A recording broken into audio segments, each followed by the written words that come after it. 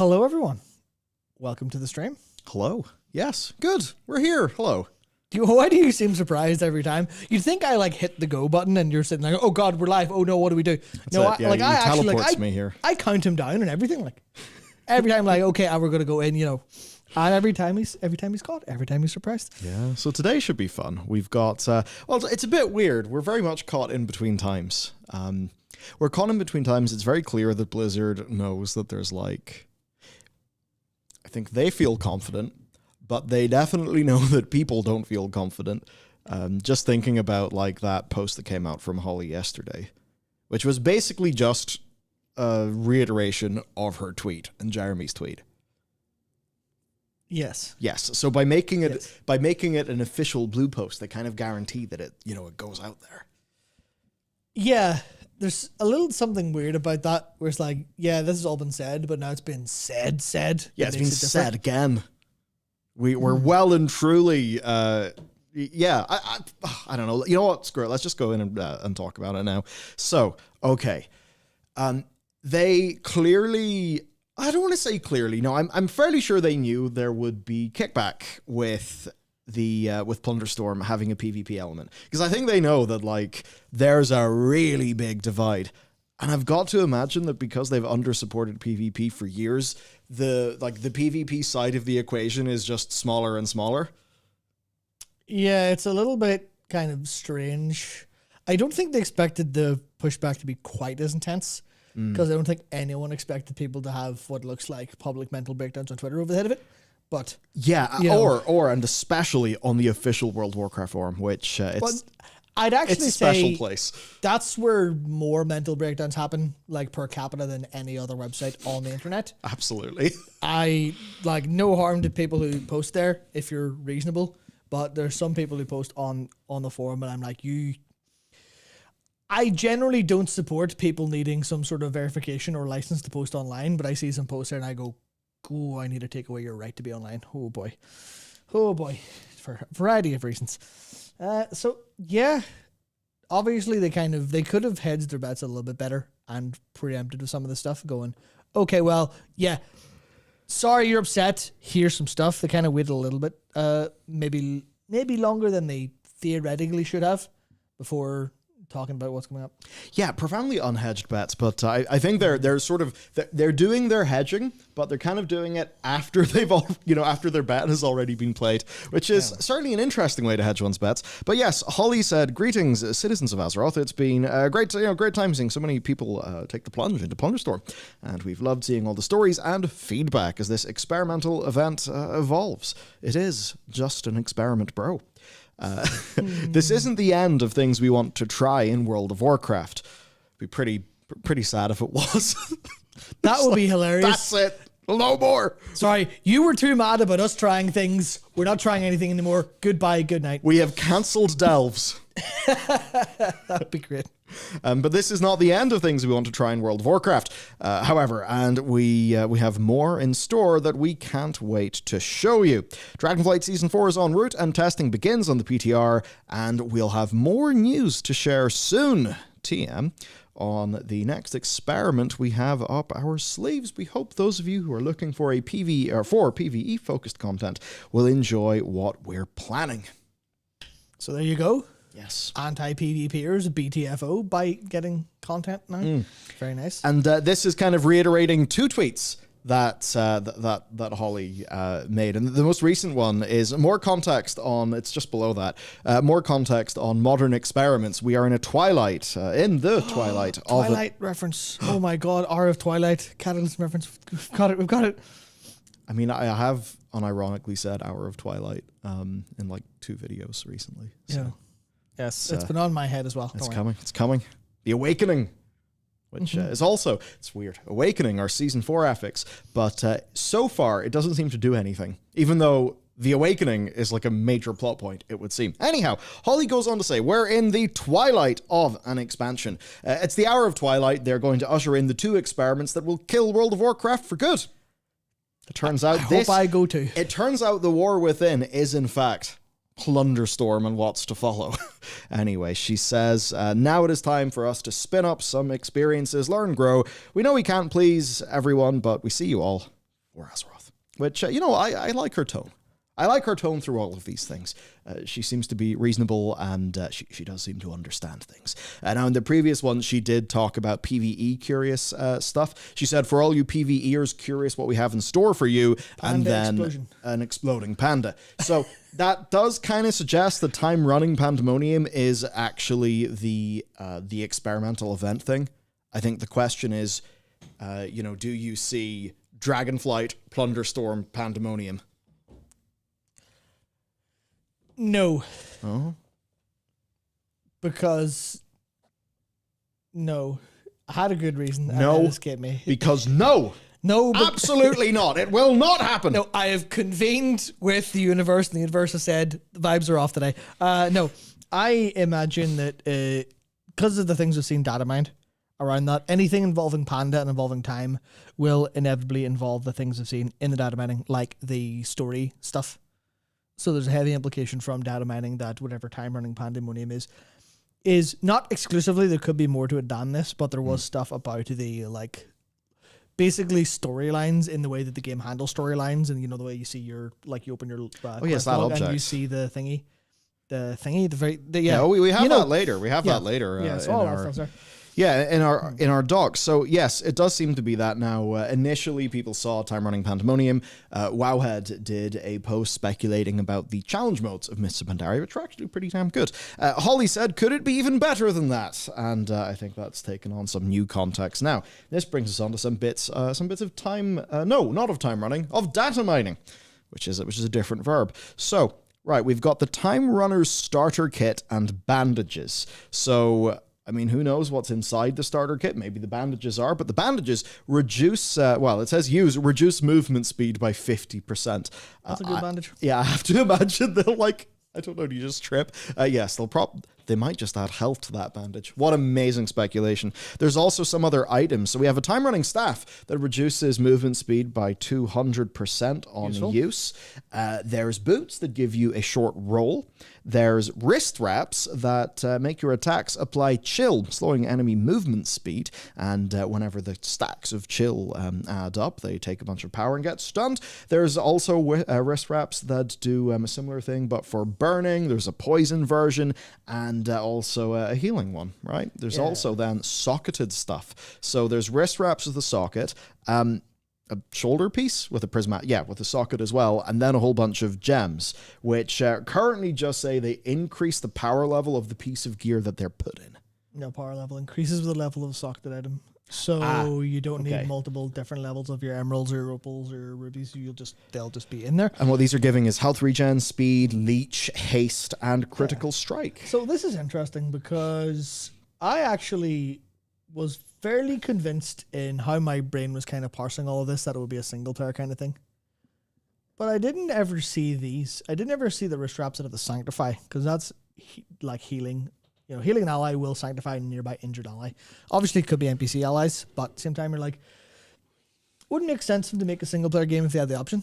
So I'm assuming this could actually end up being a small party-based thing as well, which would be substantially more interesting, I think. Yeah, I think it would be more interesting for their core audience. If they wanted it to be a massive marketing beat that came with, the marketing beat that maybe came with a free weekend, you'd probably want a solo so people could just feel like they could immediately jump in. But yes, funny enough, in an MMO, it might involve a team. There's also then another thing. There's an epic time running neck and a time runner's chalice that currently has got heirloom quality. So again, we really have no idea what any of these are. But stuff. Yeah, so these are stuff, but the next thing is really bizarre, right? So it's the Time Walking Pandaria campaign and tuning aura. So the tuning aura is what they use to just scale everything up, and you can see here, Pandaria Time Walking Season, Mainline 1, Alliance Jade Forest, which, of course, if you played Mists of Pandaria, that's just the Alliance campaign, fighting to get the White Pawn, which, spoilers, but transpires is Anduin. So this basically takes you all the way through to the 5.4 storyline. It doesn't seem like the legendary quests with Rathian are there, though. But maybe they're just not on that screenshot. I mean, everyone 5.3 storyline, everyone 5.4 storyline. Could be those. Could be part of those, but if those have been needed from the game. Yeah, there were some pretty cool scenarios that you did with Rathian. The scenarios... Remember the scenarios? Yeah. They were fun. Yeah. Where'd Yeah. they go? Where'd they go? No, Michael? no. Where did they go? No. Ah, dare No. you. But yeah, those were pretty good in Thunder Isle. Basically, every week you got like a scenario, like a piece of story. I think the downside was sort of loot wasn't that exciting. I think they hadn't really. There were some things they just didn't have worked out, but they were able to do some nice little set pieces. So anyway, there's all of that, and then there's there's an aura for scaling all of this. So that's all quite weird because you look at all of this time running gear. And this makes you think of something that's really quite gameplay driven. But then you take a look at these storylines, and it just seems that is them scaling up the Pandaria storyline. Yeah. So I suppose I almost wonder, note how it says Pandaria Time Walking Season. So is Time Running Pandemonium going to be an experiment event thing that perhaps could also be paired with them doing this with the Pandaria storyline? There's a bit where I'd almost think, like, hang on, if they've had some sort of way to turn the Pandaria story into just one campaign you can go and do, that could be an interesting way to level an alt.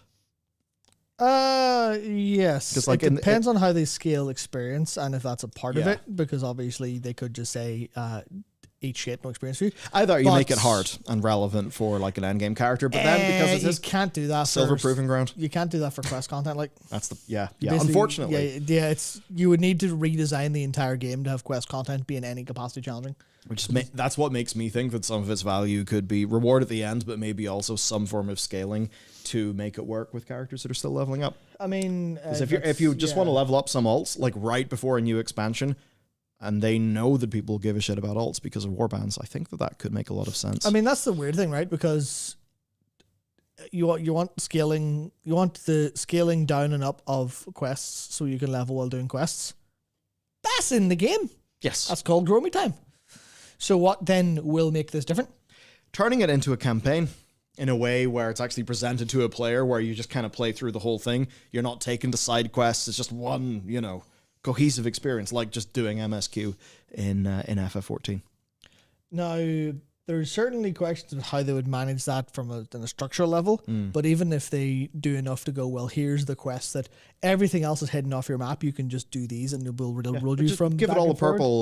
purple marker, give it the the storyline quest UI that's on your map or quest log. So there could be that. But then the other thing is the Siege of Orgrimmar, right? So it seems it could be the next Time Walking raid. I would certainly be excited about that. I would not be as excited as if it was Throne of Thunder. Throne of Thunder was an amazing raid. I absolutely love doing it. We did Throne of Thunder 10 at the time. It was fantastic. We dabbled into like a little bit of heroic, but then I think the season ended. But yeah, it was a really good time. It's a really good raid. I don't think Siege of Orgrimmar is as good of a raid, but I do still think it's a good raid. I don't look forward to Korkron Dark Shaman's trash. If they were to do this and just reduce that trash, that would be a real sort of nod to the players. So this is not like confirmed, but there have been some things like, say, the Korkron Warwolf appearing with a trader's tender cost of 7,899, which really did just seem like a placeholder value. Then Blizzard said that they don't plan in this blue post, they don't plan to offer mounts or other skill-based prestige awards from achievements such as Cutting Edge or Head of the Curve or Gladiator in the trading post. So they didn't say again. Didn't say we're not bringing this back. They said we're not putting in the trading post. So we'll talk about the Slime Cat later on, but the Shadowlands Slime Cat, it wouldn't be on the trading post, but you will be able to get it again in Season 4, right? Yeah. So, there's that. Also, Garrosh Heirlooms, we saw some data be fiddled about with them as well. So, all of this is a big thing. They're doing something with the storyline content. They're doing something with the raid. But then we've got all of this gear. All of this gear that doesn't really make any sense in the context of doing the raid or doing the quests. Yeah, because you try to put these together and go, well, if you're going to be doing any of this, you wouldn't need anything here. And there's a few things to notice, such as the item level being kind of weird here. Yep. Where item level 1, now this could all be placeholder stuff, it's just not finish it. But item level 1, that's not going to be very strong. No level requirements on these. And then When the epilogue is at 13, the requirement's are level 10. Which, you know, why would something be level 10? Well, when do you start playing the game? You start playing the game at level 10. Realistically, because you have your talent set up and, you know, classes start at like 5 minutes into a now. plunderstorm match. Yeah, exactly. Or depending how fast you are, 30 to 40 minutes into your starter zone. Or you just play a Demon Hunter and hit level 8 already. But so it's like you kind of go, well, this isn't going to be one thing, right? There's no one thing that all of this points towards. Because you can almost see it as like two completely separate things. Where the Time Walking Season of Pandaria and Siege of Orgrimmar Time Walking, you go, well, that's standard. That's what expect. Yes. None of that's experimental. Obviously, this is a bit of an experiment, but you can do quests again in a slightly better way. It doesn't really fit experimentation in the same boat that Plunderstorm was an experiment, and they're using experiment in the same vein here. They're not like pulling back expectations or anything by saying, we have an experiment that's a lot smaller scale. Holly's like, PvE focused experiment coming up, obviously extremely paraphrased. So that leads us to the conclusion that there must be something else happening as well as all this. These can't be connected. And then that leads us to Vampire Survivors. So this, Wowhead and a few other data miners basically saw this scene script database file. Now these are commonly used for like mini games and cutscenes and just things like that in the game. And you can see Vampire Survivors mode, game mode, client scene, and Vampire Survivors mode, data creatures. That is certainly all a bit interesting and a bit suspicious, especially the way that it says Vampire Survivors mode, game mode. I don't know how Plunderstorm would look. I don't know if it has any scene scripts that maybe some comparing could be done. I literally don't know. But another thing that was data mined as well is these Witch Hunter hats and guns. And it's been one of those things like every time there's a new patch, you see Wowhead just have so many new models and things like that that they data mine and post. And it can be a little bit hard to know where that stuff's coming from. So much is from the trading post, but then also they've had the gold sink vendor, where as an example, you can buy the gold-plated Witch Hunter's carbine for 100,000 gold, which is quite a lot of gold. Gotta say, though, does look pretty snazzy. And then, of course, there was the Time Marshals version of it that was 500 tender. So, all of this stuff, fairly interesting to me. Some of it's unused. You think about Vampire Survivors, the game, and, you do look at those big hats and think, those kind of make sense. And I guess, think about the Plunderstorm set, but imagine you have something of a sort of a similar level of detail, but, one of those hats is, take one of those hats and then imagine what the rest of it looks like if it's all vampire hunting. So, if they could say, hey, we have this big premium, cool vampire sort of hunter set, people could be excited for that. No, I'm going to disagree entirely because why are there guns? Yeah, true. Should be a crossbow and stake fist weapons. Yep. And then you need to get a cameo in an advert or voice acting from Hugh Jackman. It's a callback to the legendary Van Helsing movie, which I watched as a kid and was thoroughly underwhelmed by. And apparently it's better than I thought. Yeah, I've watched it. Damn. Like 3 years ago.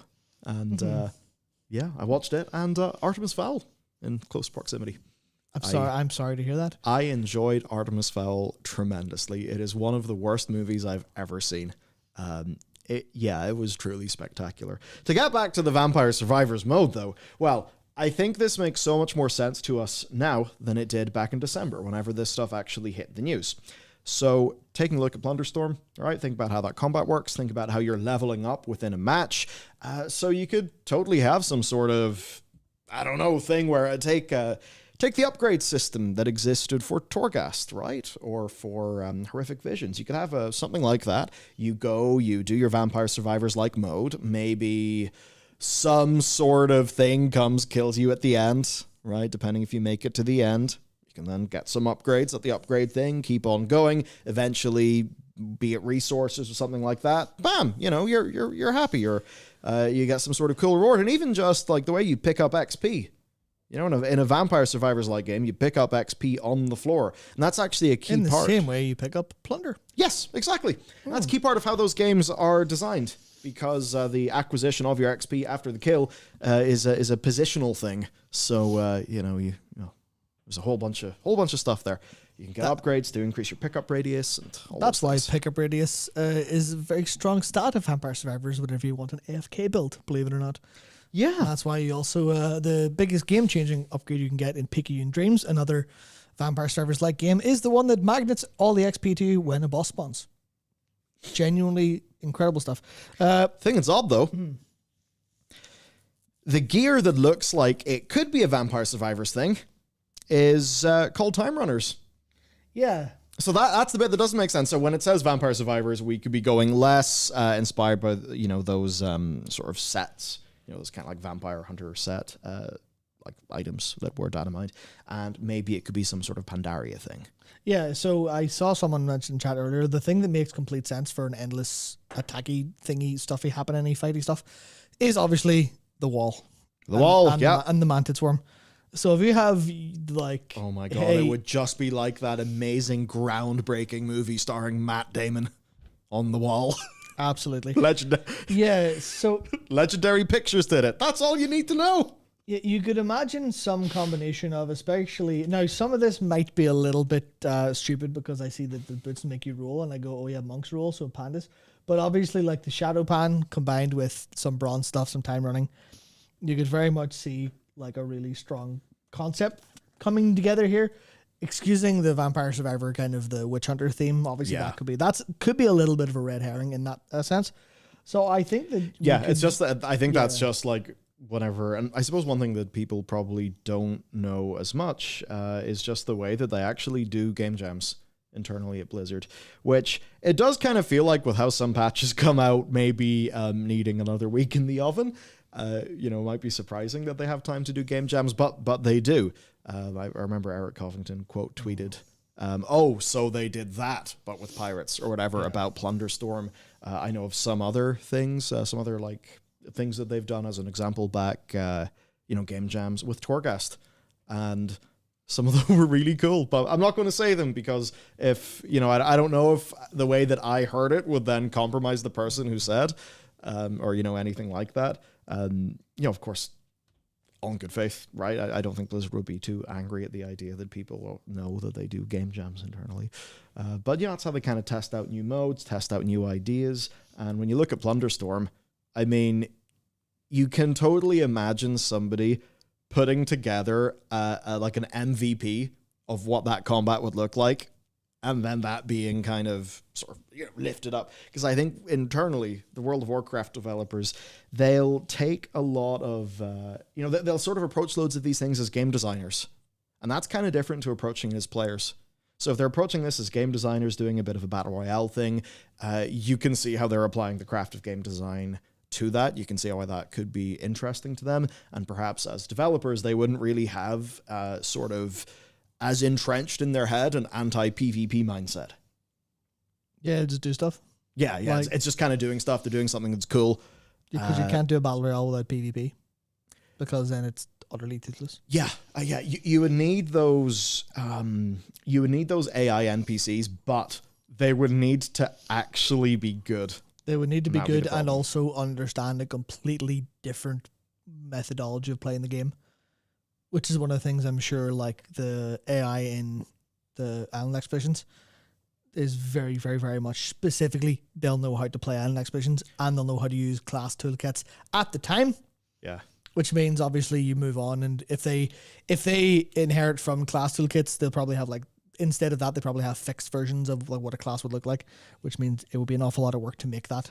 Where it's like, well, what if instead of making a load of AI do the fighting, what if we just have our players fight? Oh my God, recruit your own players as the NPCs.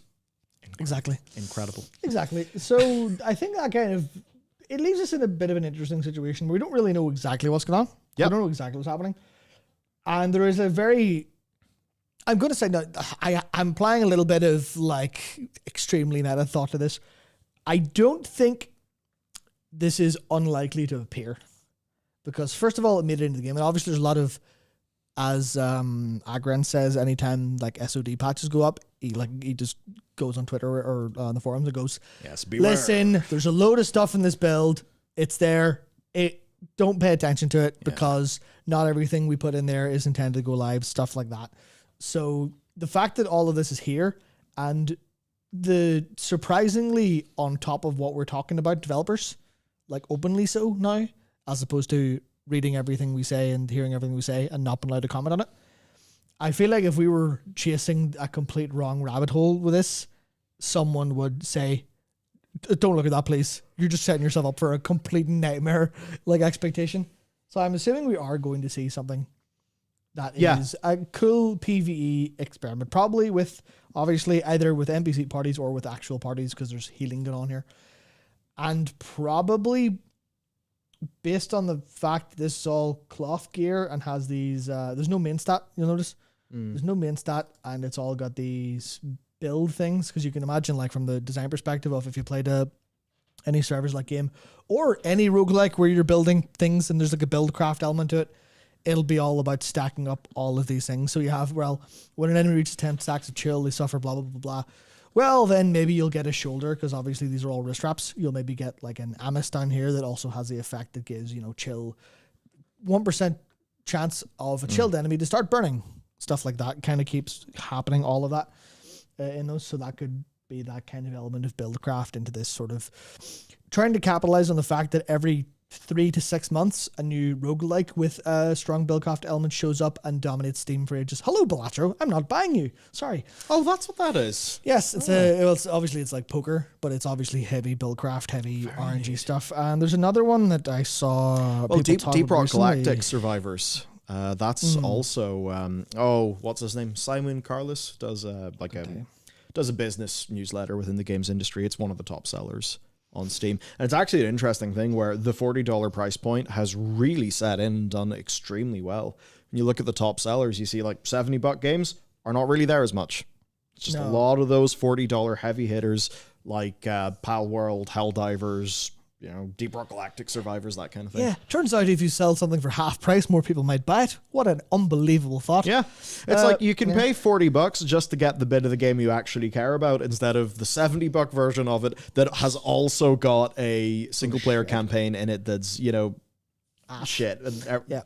Suicide Squad. But anyway, that's not really what we're talking about. Yeah, there's also something else. I'll just say this for sheer cloud purposes. There's a game that you may hear about reasonably soon called Slice and Dice. It's a tactical dice rolling roguelike that's currently got 98% positive reviews on Steam with 500 reviews, and it's $7.50. It's like, that's going to blow up. It's possibly, maybe. Anyway, yeah. So you've put your clout flag in. You're like, I was an early adopter. Yeah, I haven't bought it. It's like mini healer. Mini healer, yeah, but that didn't blow up. That didn't blow up because it was about healing and no one wants to heal. Got a fair few sales for a video though, which was nice. Good ass game. But Indeed. Yes, so I expect we'll find out of this stuff very soon. Now, it's 10/7, which means a while off yet. I would expect to not actually see that live on servers till May, because we have season 4 to do first. Obviously, everyone kind of... Oh, of course we have season 4 to do. Everyone kind of forgets because Plunderstorm's up for another 4 or 5 weeks. I can't remember how much time has passed since it started. Should be enough time for me to get a million. I hope I can hit around 40. Weekly. Here, if we play duos. Sorry, Dragon's Dogma 2. Literally, Fair. Anyway. But if we play duos, you'll get your 40 and I'll get my million and everyone will be happy. Fantastic. Somebody actually just hit a million. But anyway, this is not the Plunderstorm show. Solar power, yes. So, will they PDR test this? That's a question. No, absolutely not. No. Okay. So then we will not see this until it's announced at some point, probably late April. We have seen 10.2.7 stuff hit, I think, WoW Dev 3, which is one of their internal test servers. I'll check with Algalon. So Algalon posted that. Algalon is a bot. I believe the person who made that actually is either a current or ex-Destiny 2 developer. Yeah, it's Gustopheles, and he's an is an ex-Destiny developer and does a bunch of stuff for WoW. So it's really cool. It basically tracks whenever Blizzard are uploading builds. It's WoW Vendor 2. Oh, yes, that's right. I talked about this in the WoW News script a while ago. And it was the thing that I found, which was the 10.2.7 is on WoW Vendor 2. Yes. Which is what 11.0 was on until they moved 10.2.7 onto it instead. Now, Oh, WoW, they cancelled the War Within. They've Yeah, stopped the- testing early. yeah, Deary me. WoW V2 got 11.0 just before Christmas. Holly sent it back to the chef. Yeah, and we know that because like they talk about it fairly often, we know that like Blizzard basically whenever there's a big thing happening over Christmas, they put their big thing for testing. Yeah. They put it on the servers for internal Blizzard employees to go, you've got a break over Christmas, go if you want to play the new thing and give us feedback, please do. As a little bit of a little bit of homework, which is game dev, that's how it works. But then they moved 10.2.7 onto that distribution point, which implies to me that they're potentially going for wider testing with this. That's amazing, Matt. Do you know what we could do? Yes. We could put all of a week's videos up on our channel early for our team to watch over the weekend. We could do that. And test. Wouldn't that be lovely? Yeah, no, our members do that for us. Yes, but so I think they actually might be doing a little bit of wider testing on this than you would expect. If they're like, it could just be nothing. Could just be we've nothing to test in the War Within because we've tested all this build enough. We'll get back to it later. But that was kind of my thought when I saw that posted by Algalon. I was like, that's an interesting place to put that. I could be reading too into it because this is, to be an online commentary, you have to be just a little tiny bit schizophrenic. But yeah, we'll likely not see it for a month. There you go. So I'm going to declare the ass of this Thoroughly news story torn out. thoroughly torn out. And with Full us, goatsy, like. so with us having done that, oh goody, Matt, we got to talk about the trading posts. I love the trading. Now this is a exciting month, my fellow traders. Yes, very cool, very cool. Traders. Oh yeah, and remember. Fucking sheep of Wall Street. Well, my fellow sheep, you can get another 750 tender by just getting to renown level 33 with your plunderstorm people, Just whatever the hell they're called. Just put 15 hours into getting killed in Plunderstorm. Now, Flex has got a personal thing in this because a long time ago, Flex changed his Twitter profile picture. And, yes. now we can see that Flex is actually on the trading post. So this is one of the first times that Blizzard have ever put a human on the trading post as a monthly reward. So, I mean, yeah, whoever gets it first gets Flex. I think that's kind of exciting. More realistically, though, Blizzard, you're doing a wee bit of a shrinkflation. Inflation. Wee bit of a giving the people less in chat there because we got a pet in December. Remember, we got a Christmas pet of some description. Yes, we got a Christmas pet. And then what did we get in January? Don't ask me. The watch was February. Now, I gave the watch a little bit more value because in my head, I was like, oh, cool, they haven't done a watch before. Yes, and then March was a pet, and April is a pet.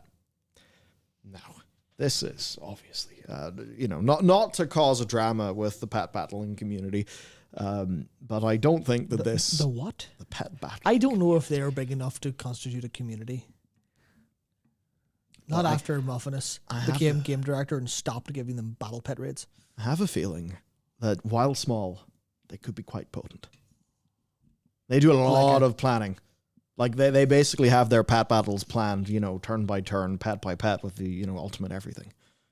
This is how the pet battles work. So I don't know. They're a scary bunch. And maybe that's it. Maybe the pet battle community actually has dirt on the developers at Blizzard, and that's why we're getting so many pets. So it's not a mount, and I do think that's kind of unfortunate. That being said, a mount every month means that mounts don't really matter anymore. But, we used to get a mount, maybe a weapon, a few weapons, right? I don't know. I think that these are a little lame. That being said, it's as far as small birds go, it's a nice duck. It's quality duck. I feel like I might be an outlier, but I really struggled to imagine a single pet that would make me want to do anything for it. At this point, a mount as well. But that's a topic for a different day, I think. Yeah, I think I'd care more about armor. Armor, weapons, hats, assuming they fix hair. The only thing I think I would actually... I'll finish my trading post anyway because whatever, I'm trapped in this nightmare abyss. I might as well, It's hard not to as well. might as well be inside the abyss. So, actually, I'm literally 80 points off finishing mine this month. I need to do that before the weekend ends, which means I need to be careful playing Dragon's Dogma because that will destroy my entire weekend. Then I won't. But I think the only thing I actually want for is not even mounts. Like mounts, I don't really care about anymore because I just have the ones I like now. I'm like, Yes. cool. They don't matter to me as a number. They matter to me as a cool visual thing, and I just have that done. Basically, weapons that can be used with other transmog bits to look interesting. Yeah, they Which need sucks. things that can work with multiple transmogs. Yeah, It's because- annoying. Like even with your greys, and there's so many things of gray, like metal gear, but it's all just a slightly different shade. Yeah, there's no like thought put into how well they can mesh with like random things or how well you can use them in like Transmogcraft. It is just it matches this set and that's the answer. You're like, but I don't like that set. Yeah, it's as if they Please. almost need a sort of a grand table of commonly used colors so that they can stick relatively close to all of them to like maximize the interoperability of their gear. To go through the rest of the trading post, it's also quite an expensive one. So you can get the Dreadwake, which was a 6-month sub bonus, I think at the start of Battle for Azeroth. So you can get that for 800. There's the water mount, the Savage Blue Battle Turtle for 500, a Silk Parasol for 200. But then when we get to armor, it's quite expensive. The Trusty Treasure Trove is 750. So to get the kind of two headliner items, which would be the Treasure Trove, which currently we're all wearing in Plunderstorm, well, I think depending on how much plunder you get, and the Dreadwake, that is, that's a lot. That's like 1,550 tender. So, it's quite a bit. You even look, say, the Fearless Buccaneer slops, those are 650, and a recolor is also 650. I mean, if those slops are 650, if the Plunder Lord set was there, it would have to be a few grand. Yeah, For the relative, so because like, come on, 650. That's over half of what we get in a month. yeah, they're definitely taking the ass out of it, like realistically. Do you think that they're keeping this in a bit of a lull rather knowingly, and they probably have more like with War Within? That's probably when they're going to go harder in this. They're going to. Terrible euphemism won't say right when War Within's ready to go. Like, they're going to go exceedingly hard with everything they have cooked. But on top of that, they're also like, when it comes to we're making new stuff, they obviously have to make new stuff for the War Within anyway. Yeah. So that's probably what's holding a little bit back and putting a little bit of returning stuff here, which is, believe it or not having anything for us now because there's an expansion coming in. What's the end of March now? So 1, 2, 3, 4, 5 months time, under half a year for an expansion. They're probably a little bit kind of busy making new stuff. That'll be a recurring theme today as we talk about season 4 a little later on. But yeah, I imagine there's also a small part of this that's just firing stuff in, and it's the problem of there's a lot of stuff you can buy. Yes. And not a lot of it's excellent, not a lot of it's new, but there's a lot of stuff, which is a good thing? Question mark. Yeah, But- I just think we need more. We need more. We need more tender. That said, when you actually look at some of the things, But we just got more. We need even more. Yeah. This is exactly the reason. We're hitting near 10 grand a month, my man. They put more stuff in here to get rid of our bonus tandies. Bastards. Yeah. It's like trying to think of a real life economic example. I'm going blank, thankfully. But it is literally just, here's more stuff, but all the price went up. So, now we do have a bunch of the previews from Wowhead, because it turns out Blizzard have actually stopped previewing most of them themselves. Yeah. So, right, going through those, I will say some of the generic things are nice. You can have some big pink stones. Oh, wait, you're somewhere else in the document. Where are you, Matt? Ah, you're at the top. Yes, let's keep on going down. Down, down, down. Okay, hats. Up, up, up, up, up, up, up. Up, up, up, up, up, up, up, up, stop. Now, the shark hat, fairly smart in how it sort of gobbles up your hair, and it makes it look like your hair should be gobbled up. Yeah. The other hats, though, the number one blocker, the number one blocker to being a proper pirate is hair being hidden by hats. Yes, so that's been something for years. To keep on going down, though, it's just some of the previews. I think the generic things are looking fairly, fairly nice. So it's very garish. It's very weird. Yeah. It's the You can really go TBC with that. like go clown gear. The flat lighting and the gradation, and that's really weird to me. It could be the WoW model viewer because sometimes things look a bit yeah. different in game. But some nice things like the the sort of vagabonds camo threads. If you want to sort of Anduin, haven't really had a shower, haven't done your laundry, just sneaking about the place. Yeah, which is good. Yeah. And I do actually, when you go onto the transmogrification Reddit, sometimes you do actually, you find people starting to use these things fairly well. Even looking at the violet tabard, that's fairly useful for Mog. And I really like these shoulder capes as well, that are just down a bit. More of those, more options is good. I almost, because those are on the shoulder. It's just the way they sit. They just sit too high up. It's fine for if you're wearing them as like a big, bulky, like plate-wearing male character. But as soon as you put them on a female character, it's like, why is there like this much between where your cape's fastened and your actual like shoulder? Oh, so is that just the attachment point? Yeah. Do you think it's there for the purposes of clipping though? I imagine Nox looks dumb as shit. Okay. Compared to what they look like on, the interesting. This fella. One thing you put big bulky plate onto that and it's fine. Yeah. One thing I will say, the the Plunder Lord gear looks great. It's pretty nice. Yeah. It's got ruffles. I like ruffles. I like ruffles in gear. But it's got ruffles. It's got physics objects. When you move, it actually moves. It's really, it's a really nice set. Hang on one little tiny second here. One little tiny second. Illidan's returning in the form of a Gilded cloak. emerald long cloak, yet the shape is Illidari stuff? Yeah. What crack are you smoking?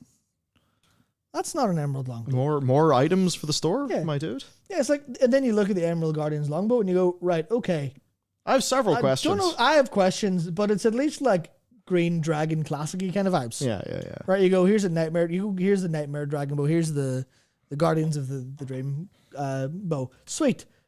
Why is there some in the middle? Whatever. That's not emerald. It is emerald color-wise. But why is it the Illidari shape?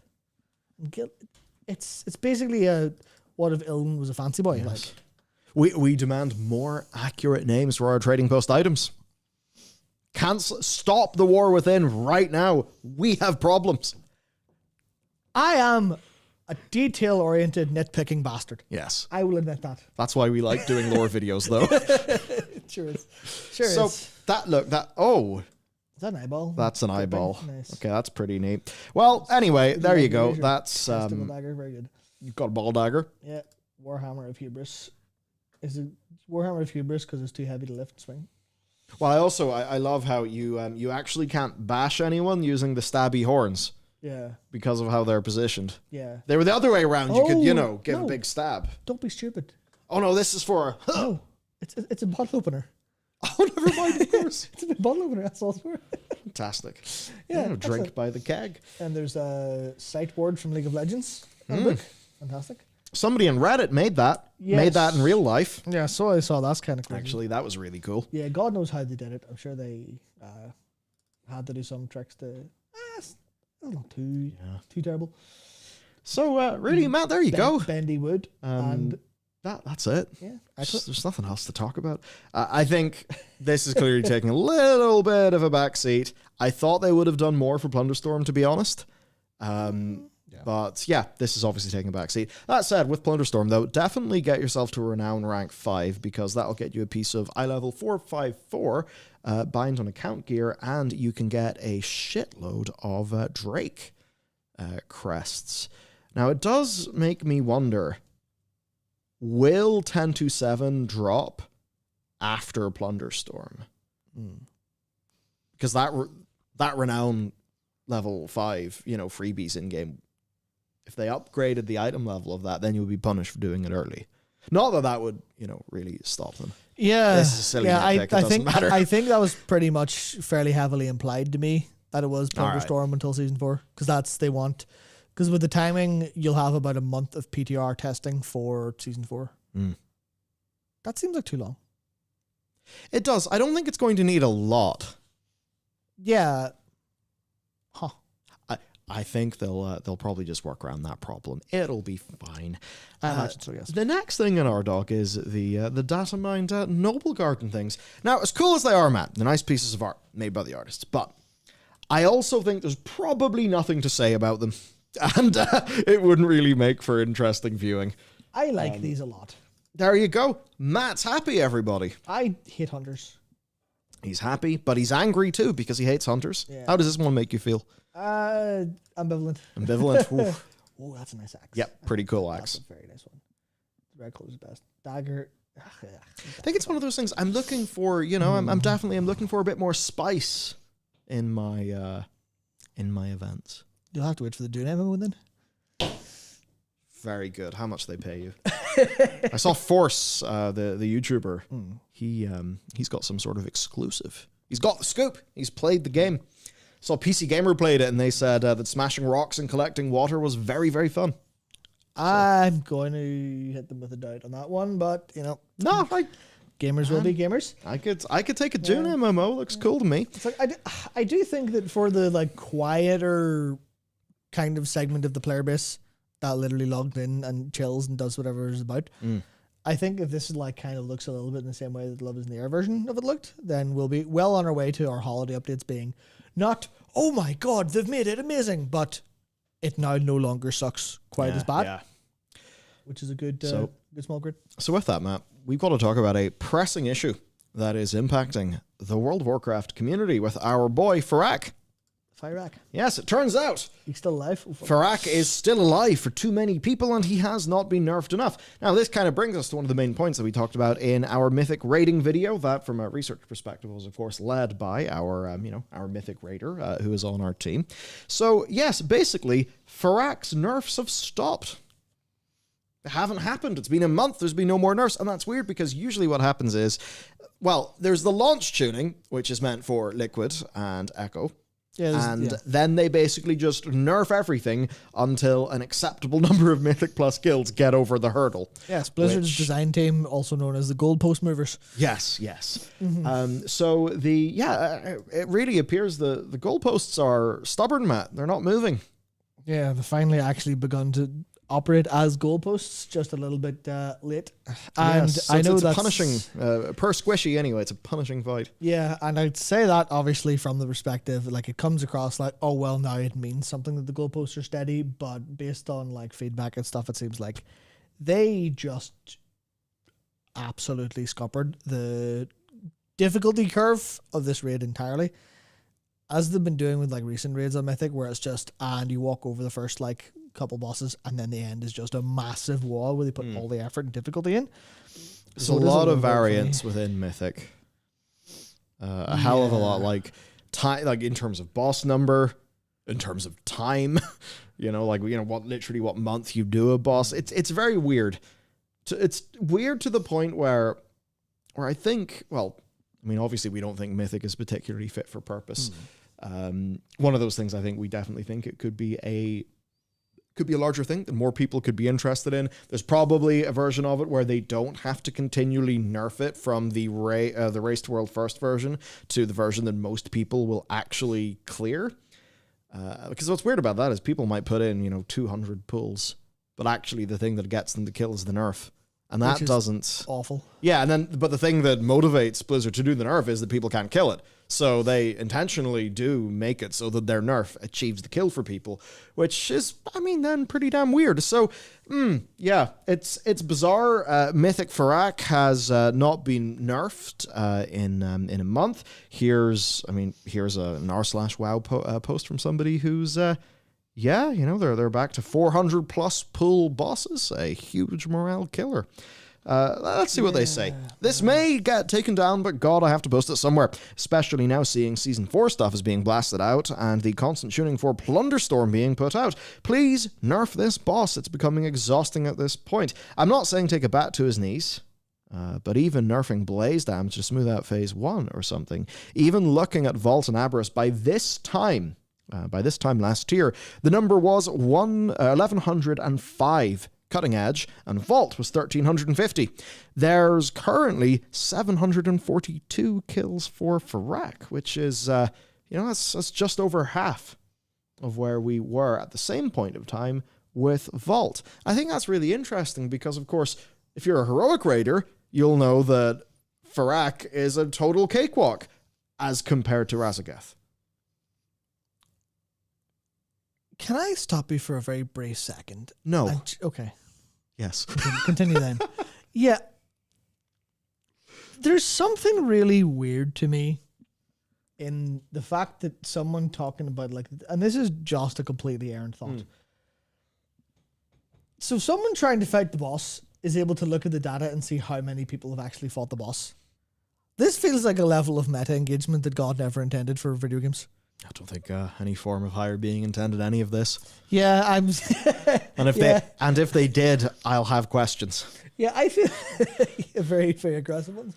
I feel there's, and I guess this is the core problem here is you see that people are talking about like difficulty in terms of how many other people have killed it, and then you get to turn around and you're like, hang on, the hand of the designer. And this is no longer an immersive video game experience where you're trying to kill a hard boss.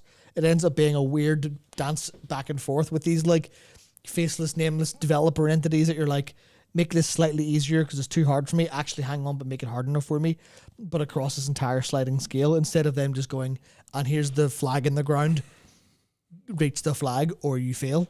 And it feels really like, we're so used to this kind of way of going. And even you look at it in like the ARPG kind of side of things, and there's constantly like feedback back and forth about like hyper specifics. And it's like, man, when did video game players all end up being armchair designers?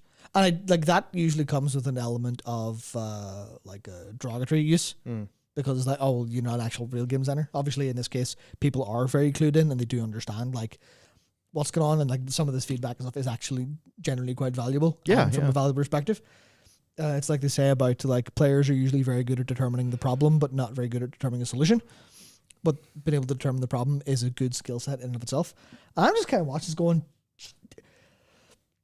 I'm happy enough to turn around and be like, her work should be a little bit harder.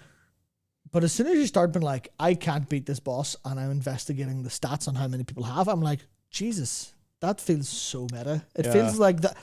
It feels like the designers have let that kind of, I don't want to say element of community like it's a bad thing, but the fact that people feel the need to do that and feel the need to like almost micromanage from a community perspective, everything. So it feels kind of degen in a weird way. It's like, if the difficulty was fine, no one would have to do this or post like this. Yeah. So let's just go to some stats. So if you go down on our document, we'll basically see what these stats are looking like. So you can see that there's 768 kills in Farak with 763 progressing. Now, at the same point in the previous season, we had 1,672 Sarkarath kills and 1,141 people who were... Oh, no, sorry, that's final kill count versus kill count on the... Okay, yeah, so to compare the 20th season numbers then, yes, Farak, 768. For Aberrus, again, week 20 to week 20, it was 1,141. For Vault, 1,544.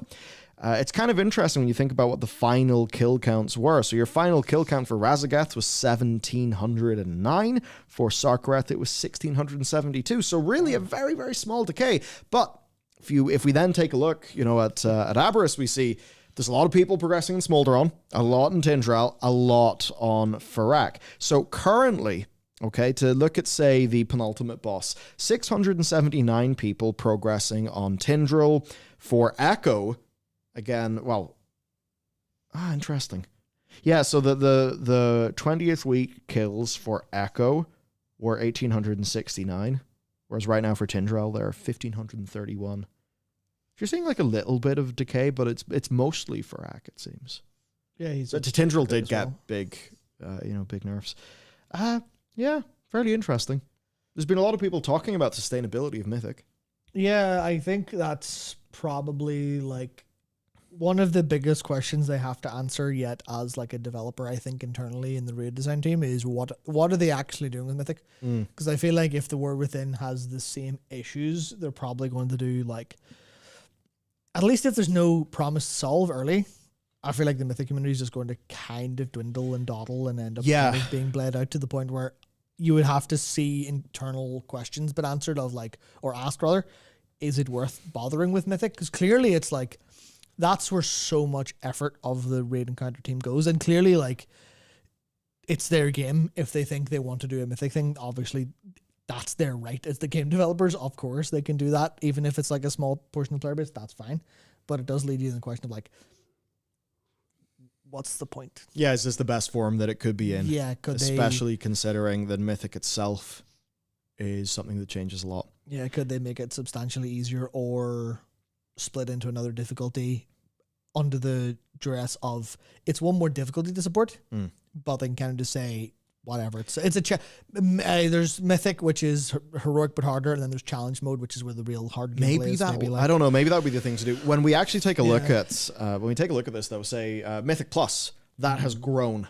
Right, Season 3 of M Plus has grown versus Season 1 and versus Season 2.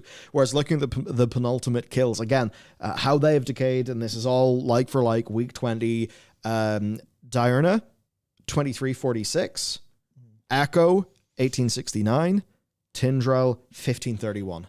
Yeah. All smaller. And again, for our boss final kill counts, those have degraded, but they've degraded by far the most from Aberrus to Emir Drasil. Yeah, kind of weird because like Emir Drasil was a really great race. It challenged both of the big guilds really well. It was an amazing race. There was so much just the drama that you want in a competitive event. Everyone was singing its praises.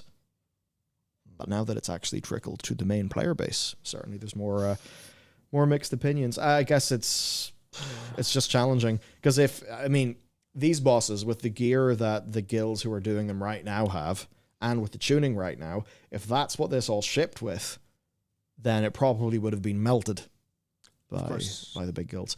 Which is a challenge for Blizzard. Yeah, and Spectre has a good point because remember Ian actually said in an interview that like nerfing the mythic raid bosses continually wasn't part of what they wanted to do. Yep. And they were like tired of doing that. So I guess they got tired of it and just stopped.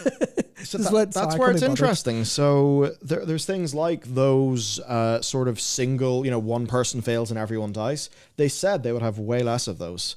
And that hasn't really came to pass. There's just a few things that were said after Sepulchre of the first ones, and it doesn't seem that all of those things have made it through. Or maybe haven't made it through as much as some people would want. Some, not all. Yeah. I speak for everybody. Kind of funny because they would say, well, we don't want these things that just kill you and kill one person to wipe it. And then you go, yeah, but that's where the difficulty comes from because it's substantially harder to have difficulty in other ways. Yeah. It's the kind of like, how do you make something literally hard? Because there's white damage and guaranteed damage, you can't actually just like design something that's really hard without it just killing people outright. So then you kind of go, well, what's the toolkit?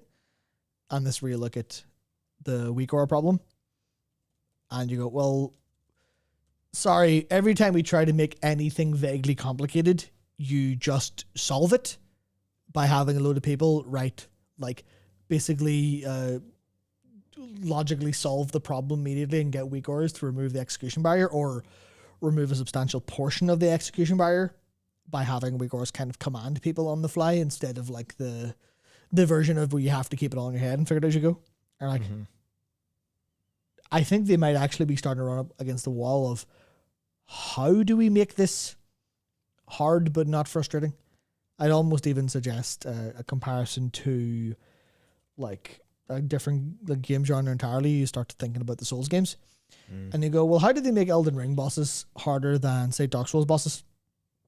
They made them massive pains in the ass because I don't know how many of you have played a variety of Dark Souls games and also Elden Ring. I'm sure a lot of you played Elden Ring, but you'll notice if you go between the games and a huge amount of how like bosses in Elden Ring hit you is because they vary their attack timings massively and they home like crazy.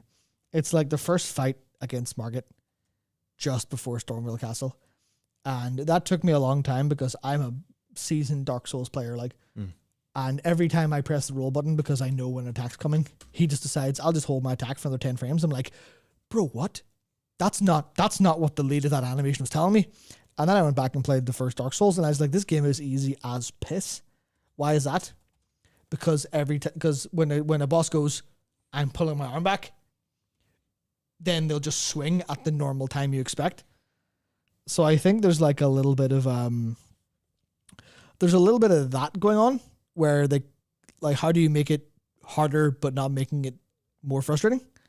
Or like, how do you meet a player that skill is rising rapidly without just shooting them in the head? And you go, actually a genuine design problem, which is fun. Obviously, Elden Ring gets around that by throwing players full of amazing tools, but can the game kind of do that? Because then you run into utility problems, and you go, well, actually, if the boss does crazy shit, but we give you crazy shit to counter it, then we run into the problem of, well, which class has the crazy stuff? And I'm thinking specifically in this terms of like utility, in terms of like Typhoon or Soul's Vortex. Razageth is a fun example of that, where Razageth was insane.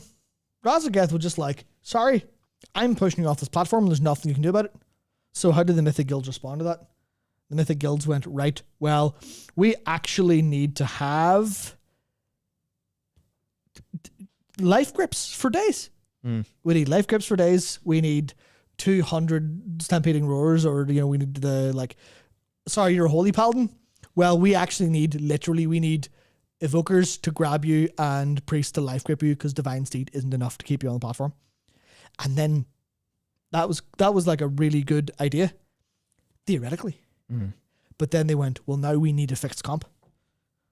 And you're like, no, our design got in the way of our design again. Yeah, exactly. And that's the kind of stuff that just like hate it when that happens. Yeah, that's the stuff that like keeps happening in this. So I can see how it's like literally a challenge to not have these be numerically difficult, because you're dealing with the weak aura problem. You're dealing with you have to be able to solve it with a good comp. Yeah. Not to mention you also need the numbers to match with a good comp. So you can't say, well, here's the optimal comp for DPS and healing and tanking. But also you have to destroy that comp because you need, 6 evokers to lift people around or whatever else. You can see how it's... They have a hard job. Yeah, they do. They have a really hard job. Next topic is an interesting one because, PvP. Where have they all gone? What's going on? Turns out we can take a look at things now. The PvP community do feel a little bit raw right now. It does seem that maybe plunderstorm is not what they sort of wanted for their traditional PvP. Of course, it's not PvP. It's not WoW. It is Do player you know what it versus is, Matt? player. It's not WoW PvP. Yeah, do you know what it is? It's so Jover. It's Jover. It's completely Jover. Yeah, yes. There are certain genres of Pepos and Pepes that just the most perfect way to express yourself online. Like, so we do have some statistics we can take a look at here, which is fun. Every number is 0. It's all dead. Yep. So these are yeah. Right. So what we're looking at here is a chart of games per week. Okay, for the top 5,000 players. I assume that's just because that's what the leaderboard tracks. Yeah. We definitely are a little bit held back by having no data from Blizzard outside of very limited things, which obviously... So we have here Season 2 and Season 3. I do think it's kind of interesting that Season 3 is actually peaking way above Season 2. And this is, again, 3v3. So you can see that red line there at about week 8. However, it is appearing to dip off a little bit. Yeah, PvP is dead, but it looks like on average there's more PvP than played in Season 3 anyway. So maybe, depends on how well, Season 3 is a stronger time for the game. What we saw, our Mythic Plus numbers are up. You can see that at least for a bit, PvP numbers... PvP numbers were up. What we can do is look at solo shuffle lobbies per week, sort of roughly assuming that a lobby is 6 rounds. Now, kind of interesting. So you got 69,922 lobbies of solo shuffle, and we're looking at numbers at more like 44,000 for some of our peaks for the 3v3s. So you can really see that solo shuffle, it's played more than 3v3, and I suppose that makes sense because it's solo queue.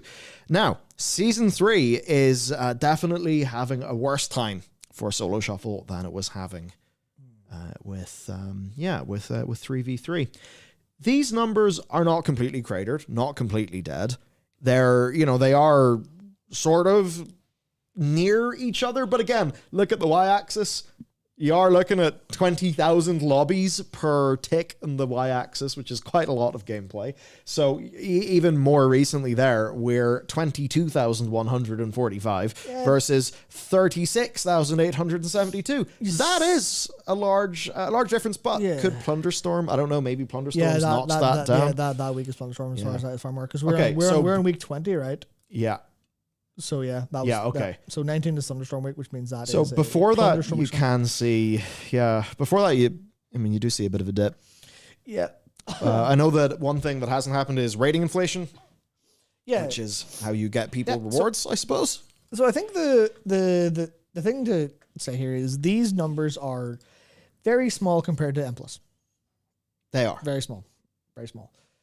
And we should say what some of the numbers are so people understand how big the gap is. Yeah. So a solo shuffle is how many people is it? I don't remember. It's 2v2s. Yeah, it's 2v2s. Yeah. How many people are in a lobby? Is it? This is PvP so outside of our chat. We need your aid. I want to say 9. Please help. Is it 8 or 9? Oh yeah, it's 3v3s. Yeah. It's yeah. 3, How many teams of 3? I'm sure someone will say in chat before long. 3v. Yeah, 2v. Yeah. So many people in the lobby then. I think it's 9. Is it 9 or is it 12? Yeah, stream brain debuff is actually extremely real. It's a potent thing because what we can do though is we can kind of work out how 9, many. 9. Yeah, okay, 9. So with Mythic Plus, we're dealing with weekly numbers that are in and around what, Matt? Yes. Stream brain. Yes, stream brain. Let me check the video we published yesterday. Yes. That has those numbers very conveniently. So okay, now where the hell are the numbers in the video? If I get 6 people, it's 6. Why did I think 9? Yeah, I'm overestimating how much shuffling is actually done. Obviously, 6 makes more sense if it's shuffling around so everyone plays with each other. Yeah. I can be good at math or PvP, not both. How about neither? That's my choice. I used to be good at math, and then I didn't look at any numbers, and I started thinking, like, words instead, and it's been a horrible experience for my usefulness. But I'm better at communicating, so who knows? Yeah. Because I feel like even if you kind of go, well, there's, if that's a lobby, there's 120,000 people, but then, how many people do 10, 15, 20 lobbies as opposed to... So let's just compare, right? Let's compare week 16. Week 16. Okay, so week 16, we had, what season is that? Week 16, we had about 1 million. About 1 million keystones ran. Each keystone, 5 people. So 200,000 people. That's not empirical whatsoever because obviously multiple runs. So that's how many people though. So 1 million runs and there's 5 people within a run. Whereas I don't even think the amount of people matters. I think it's literally just there's 1 million keys versus 20,000 lobbies. Those are different numbers. It's 5 people versus 6 numbers, people within each one. Yeah. So basically what this is saying is that even say solo shuffle or 3v3 or solo shuffle, they are both. Threes, like what's that? Week 16, 20k. Yeah, and also how long does a solo shuffle lobby last? How long is a piece of string?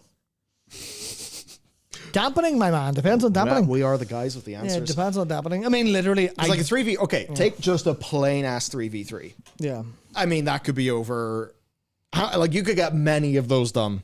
Yeah. Within the space of one dungeon, which makes these numbers. You can get a few done. No, you could get like 2 or 3. Depends on the game. Depends if it's quick. I mean, okay, fair. Well, see that's the top. That's the top 5,000. Where a solo shuffle is just lobby. So I think the solo shuffle number is the better one for comparison. Of course. Well, that's what we're looking at here. So that's 19, 18. Yeah. So 28k. But the point is versus still, 1 million. Yeah. Yeah. I wasn't trying to dig in what's the specific numbers here. It's literally one of these is a bigger number than the other by a factor of adding adding a zero and a bit. It is like 5 times, 4 times bigger. So, okay, well, clearly, there you go. But that's a scuffed kind of, the whole thing is this is scuffed, right? The whole problem with PvP is that Season 2 wasn't even good either. This is still an unbelievably unsupported game mode. But we're getting to the point where they're not actually solving any problems. I love this. So I just went to Google PvP runs per week Shadowlands, and the top post is a Reddit post saying Mythic Plus runs per week. That doesn't bode well. Is there anything on Drustvar? So, has anyone noticed that search engines are useless? Completely. Awful. Useless. Every single way that search is implemented, and I'm assuming this has happened at some fuckwit asshole somewhere in the FANG place. Or like search, I've revolutionized search to be so much more efficient and so much better, and we can do it in such a smaller row time, so much more efficient to search all data. Everything is a fuzzy search. Yes. You cannot search for anything exact anymore. So we just live in fuzzy times, man. Yeah, you want to search for a tweet from a person from time ago? No, fuck you. No. You want to find a quote on Google? No. Sorry, we've disabled that functionality. We thought you having access to information wasn't actually the real point of the internet anymore. Oh no, it's just play ads. We thought surfacing AI generated slop into your eyeballs was the point of the internet now. Yes. Sorry. Yes. Okay, so maybe AI we'll have generated ESO articles. We'll have to do that differently. But anyway, the point is PvP is really in a dire state. The thing that Blizzard could do, though, to fix up a lot of this is because there's a whole side of PvP that's not covered here, which is Battlegrounds. Also what's it called? Battleground Blitz. Yes, Battleground Blitz, which is the test for rated solo queue BGs. None of that is actually captured in the data. Yeah, now, it's not massively well rewarded. Yeah, like we're kind of flying blind, but the point isn't so much about the fact that participation is dwindling, because the numbers don't really matter when you just see everyone who does PvP being online going, where are my improvements to PvP? Where's my game mode attention, please? Plunderstorm, that's cool. That's not World of Warcraft PvP. Please give me World of Warcraft PvP, please. Obviously, we're getting a new battleground in the War Within, and obviously they're testing the solo battleground stuff, but solo queue battleground, I should say, not solo battlegrounds. That'd be a bit pointless. We're trying a 1v1 in Arathi Basin. Sounds good to me. So yeah, I feel like it's just a case of almost in running with the vein of like the season 4 being kind of undercooked a little bit, which we'll still haven't talked about too much. And people have been like, where's my stuff? Where's my game? Where's my content? And it does boil down to, sorry, PvP is very on the back burner, and it is frustrating people because they want minor fixes. They want minor changes. Yeah, right now it seems like even just some of the MMR, rating. That's most of the problem. People are like, I would like this queue to work. I would like this queue to function so I can play people who I can play against, and it be a fine, fair, reasonable match. Yes. So like, sorry, it's even in the same sense of like people talking about the end of season nurse frag. It's like they're probably right in the long term to be so like almost singularly focused on the big cool things and the next thing. The things that move the needle. But at the same time, there's an element of everyone going, why have I been left to rot? Yeah, if there's decay, you can't let it go on for too much time. So there's that story. Now, the next one in our doc is the dialogue add-on. I don't want to actually cover that. I want to dive in a little bit more properly and kind of save it for a video. And oh my god, it's been deleted. You saw nothing. No, I want those. I want those notes. You saw nothing. Ruined. Could you untrash that? So I'll probably try to work on that over the weekend. Oh my god. But Matt. Doesn't even know with the version history function. Oh yeah, true. We do have some big news. So, World of Warcraft, of course, has got roughly 7.25 million subscribers actively across all of its different products. Had yes. So I'm relaying that we got independent confirmation from multiple sources on our the calculation that we ran based on the GDC graph, to which everybody said, great, fantastic, you're lying again, you always lie, which is interesting because we do start all of our data videos by saying this is from Blizzard's API, but it's Redditors. Yeah, we do, like, they're sort of like flocking, shoaling fish, flocking birds. Yeah. Every time we do say anything with any sort of, like, this is numbers behind, we do just kind of say these numbers could very well be made up, who knows? And then they turn out to be right. We're like, sweet. There you go. So that was confirmed. And I think then how do I cope? Because, it's very hard whenever sort of general facts or, strong indications sort of go against what you think appear. So now what a lot of people have fallen back to is that it's all bots, Matt. It's all bots. And, well, unfortunately, that actually means that Blizzard have just banned their prime revenue source. They're all gone. Yeah, I'd love to see the numbers now. Probably down to about 3 million, 4 million, maybe 2 million. Like, I'm going to say 1.5. Very good. 1.5. So, yes, basically, there's been a huge ban wave on botters that were using some of the popular Windows Lua unlockers. I didn't know anything about these. But, yes, anyway, it's always fun to see when when the bans go out and then you get to see all the discords. Yes. And everybody like, I'm gone, I'm banned. And then there's an official post. Yeah. Oh, let's have a look at these pricing plans. So, Matt, what's on offer? We've got Demonic, GMR add-on, and HWT. Okay, so a Windows wrapper for all expansions. API is not shared. Resold product. Public provider. Supports all computers /CPU. What? Yes. We got GMR add-on. Add-on supporting all expansions. All basic features included. Safe since release. No longer. Who's writing this? Yes, we got HWT. Windows wrapper for all expansions. API not shared. Resold product. Private provider. HWT plus GMR update included. What do any of these mean? Which one do you buy? Who knows? This is horrible. Because, usually from left to right is the ascending price tiers. Yeah. So... What do these do? This seems intentionally obtuse. But there is good news. Yeah. If you're a Mac, you're safe. Because, as everybody's figured out, I, of course, bought World of Warcraft. And because I bought World of Warcraft on a Mac, I am not impacted. Because, yes, apparently the Mac users haven't been got. So whatever detection method with, I suppose, Warden, which is Blizzard's security suite of tools that are snooping about your computer, seems to be a Windows thing. Now, on Hearthstone, we are looking at 500k plus bots. Yeah. Celestalon says, earlier this week on Tuesday, we launched the largest at the time ban wave in history. Then again on Wednesday, we launched the largest at the time ban wave in history. Then again today, we launched the largest ban wave in history. Just woke up, just another one. Yeah, so over 500,000 bots died. It's an ongoing fight, but we're going to keep beating them back. And with that, there are no more Hearthstone players. The developers have found out. So, I'm sure this is a pretty hard time to be a Hearthstone developer. They were thinking, we have all these millions of players. Why are none of them buying our cosmetics? What's wrong with them? Oh, they're all bots. Yeah, turns out they were all bots. Yeah, that's what happened. That's what happened. They decided, we're going to ban everyone who doesn't buy our cosmetics. Oh, it's all bots. Whoops.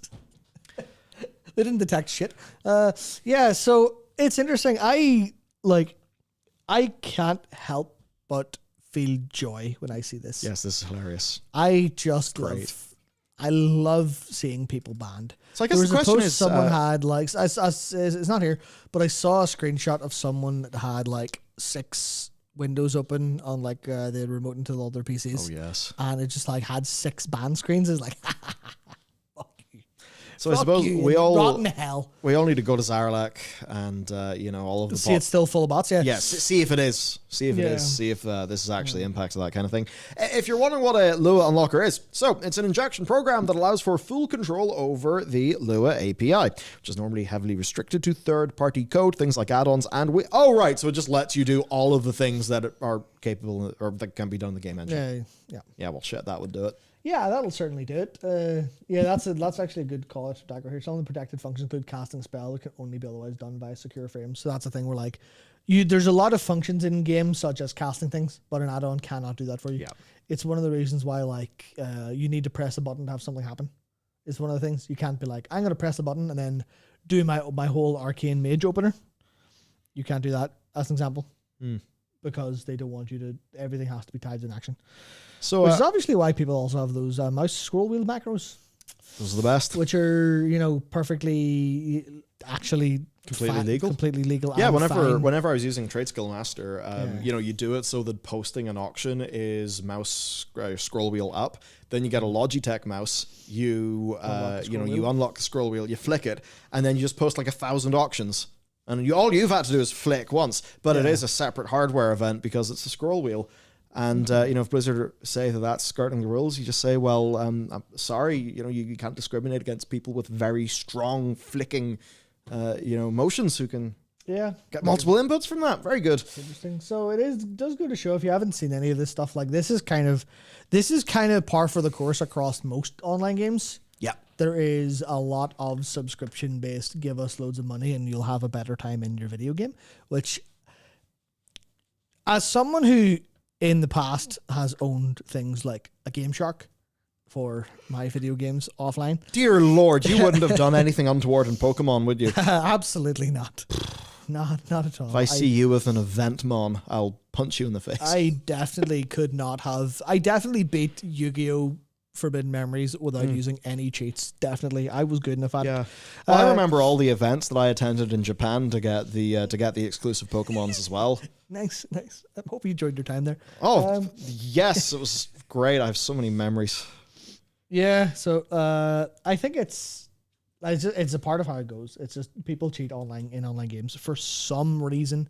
I can get in offline games, obviously. Yeah. Who hasn't used a cheat code in GTA? So there's a fun thing in that. Yeah.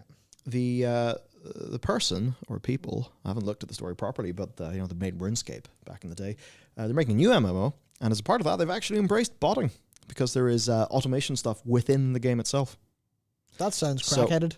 It could be a bit crackheaded. It also, I haven't looked into it, but maybe there's a bit of, your Factorios and your Satisfactories. Maybe they've tried to do it that way, so, actual botting will still be a problem. But if the thought is players want a smart way that they can earn passive income, which is kind of what people want, then, happen in the game. Yep. Yeah, so... to each their own is what I'll say to that. Yes, there's that. Now, Matt, speaking of income, Blizzard are going to be getting some more of it because they are very slowly cooking merch. And I know that... Okay, so the space of artisan keycaps is an interesting one. If you're interested, take a look at Dwarf Factory. Dwarf Factory make very cool things. So you can get Horde and Alliance keycaps that cost $70. And if you're wondering why $70, well, I've got to imagine... no, if it's being done at scale, this is probably not a resin print. This is probably just injection molded keycap that then gets painted. And often, of course, those are actually painted in a factory by hand. Same way if you buy an enamel pin somewhere, they don't just magically appear. It's stamped into metal, and then there's these little, they've got a very, very, very fine head on them that the enamel is basically shot through. And then that gets like a layer on top, but that's actually handmade. So that's why these sorts of things can cost like $70 for a keycap like this. I think a lot of that is just in how the paint job is going to be a little bit more involved and technical than it would have been in something like like an enamel pin.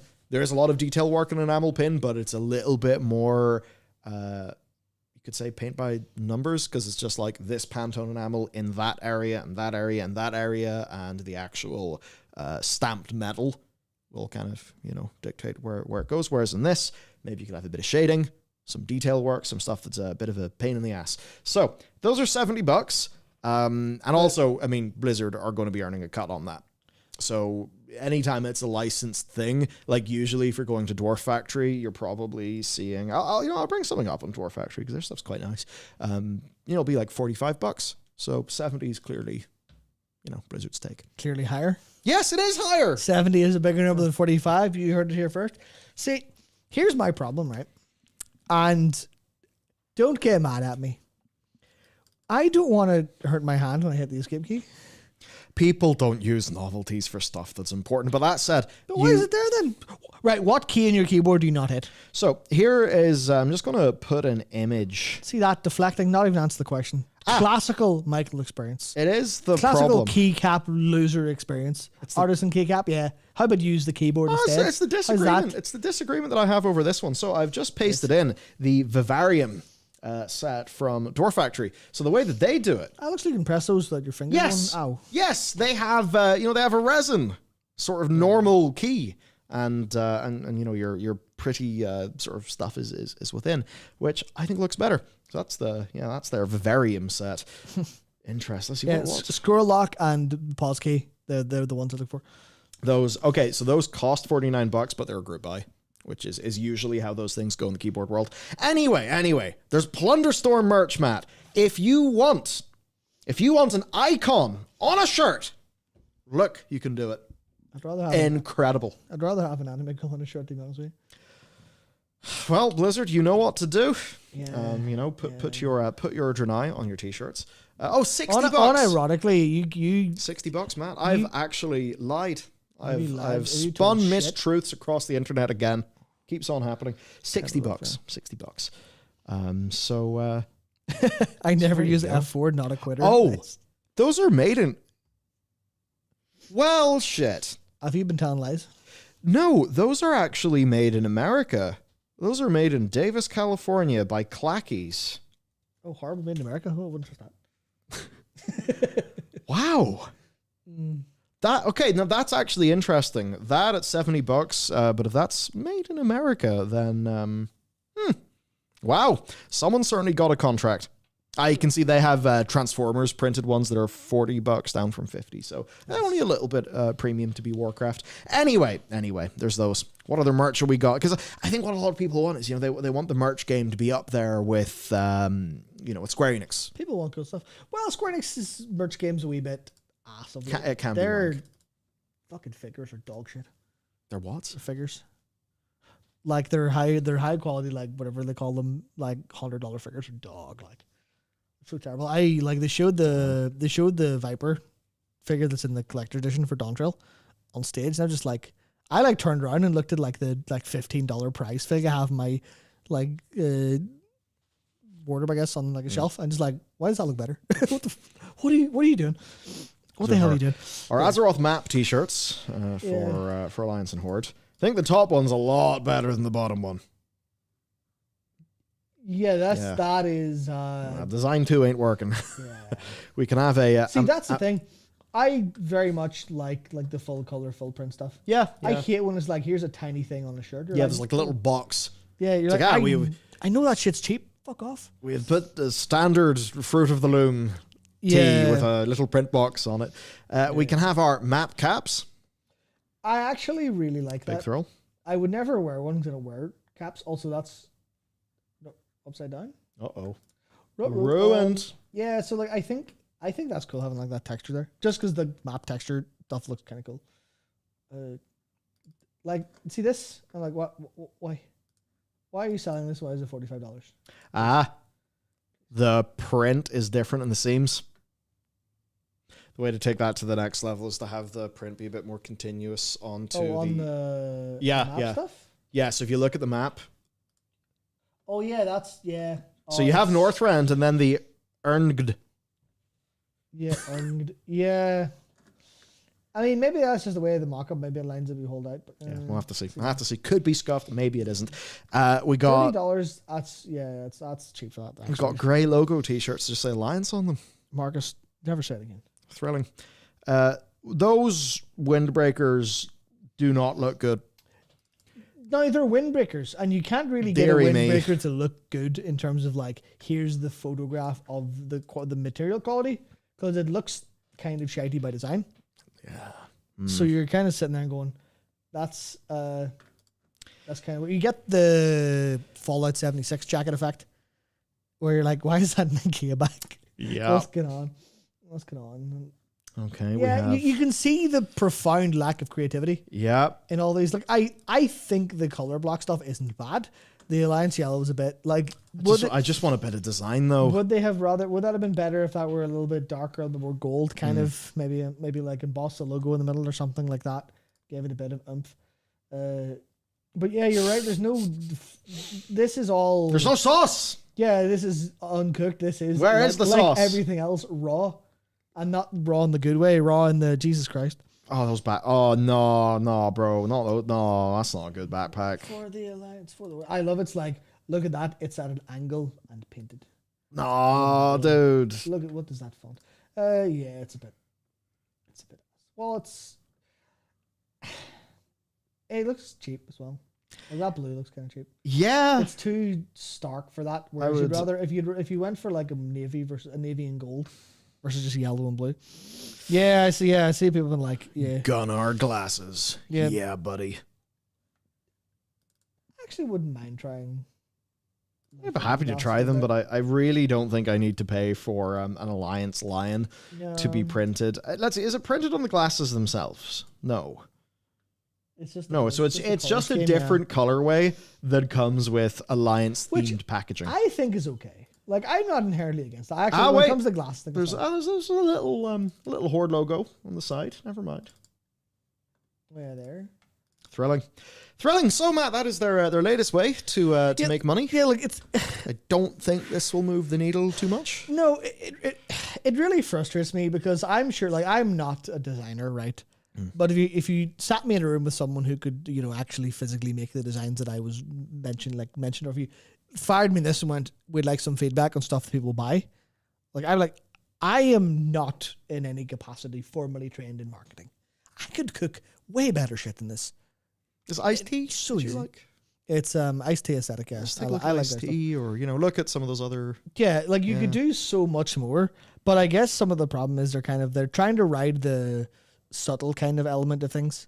Whereas even like fan gamers, for example. Pretty sure the massive alliance across the middle isn't subtle. That's true. But like, there's exactly, Dragon Knight. None of this is like cool factor. There's no like, oh hell yeah.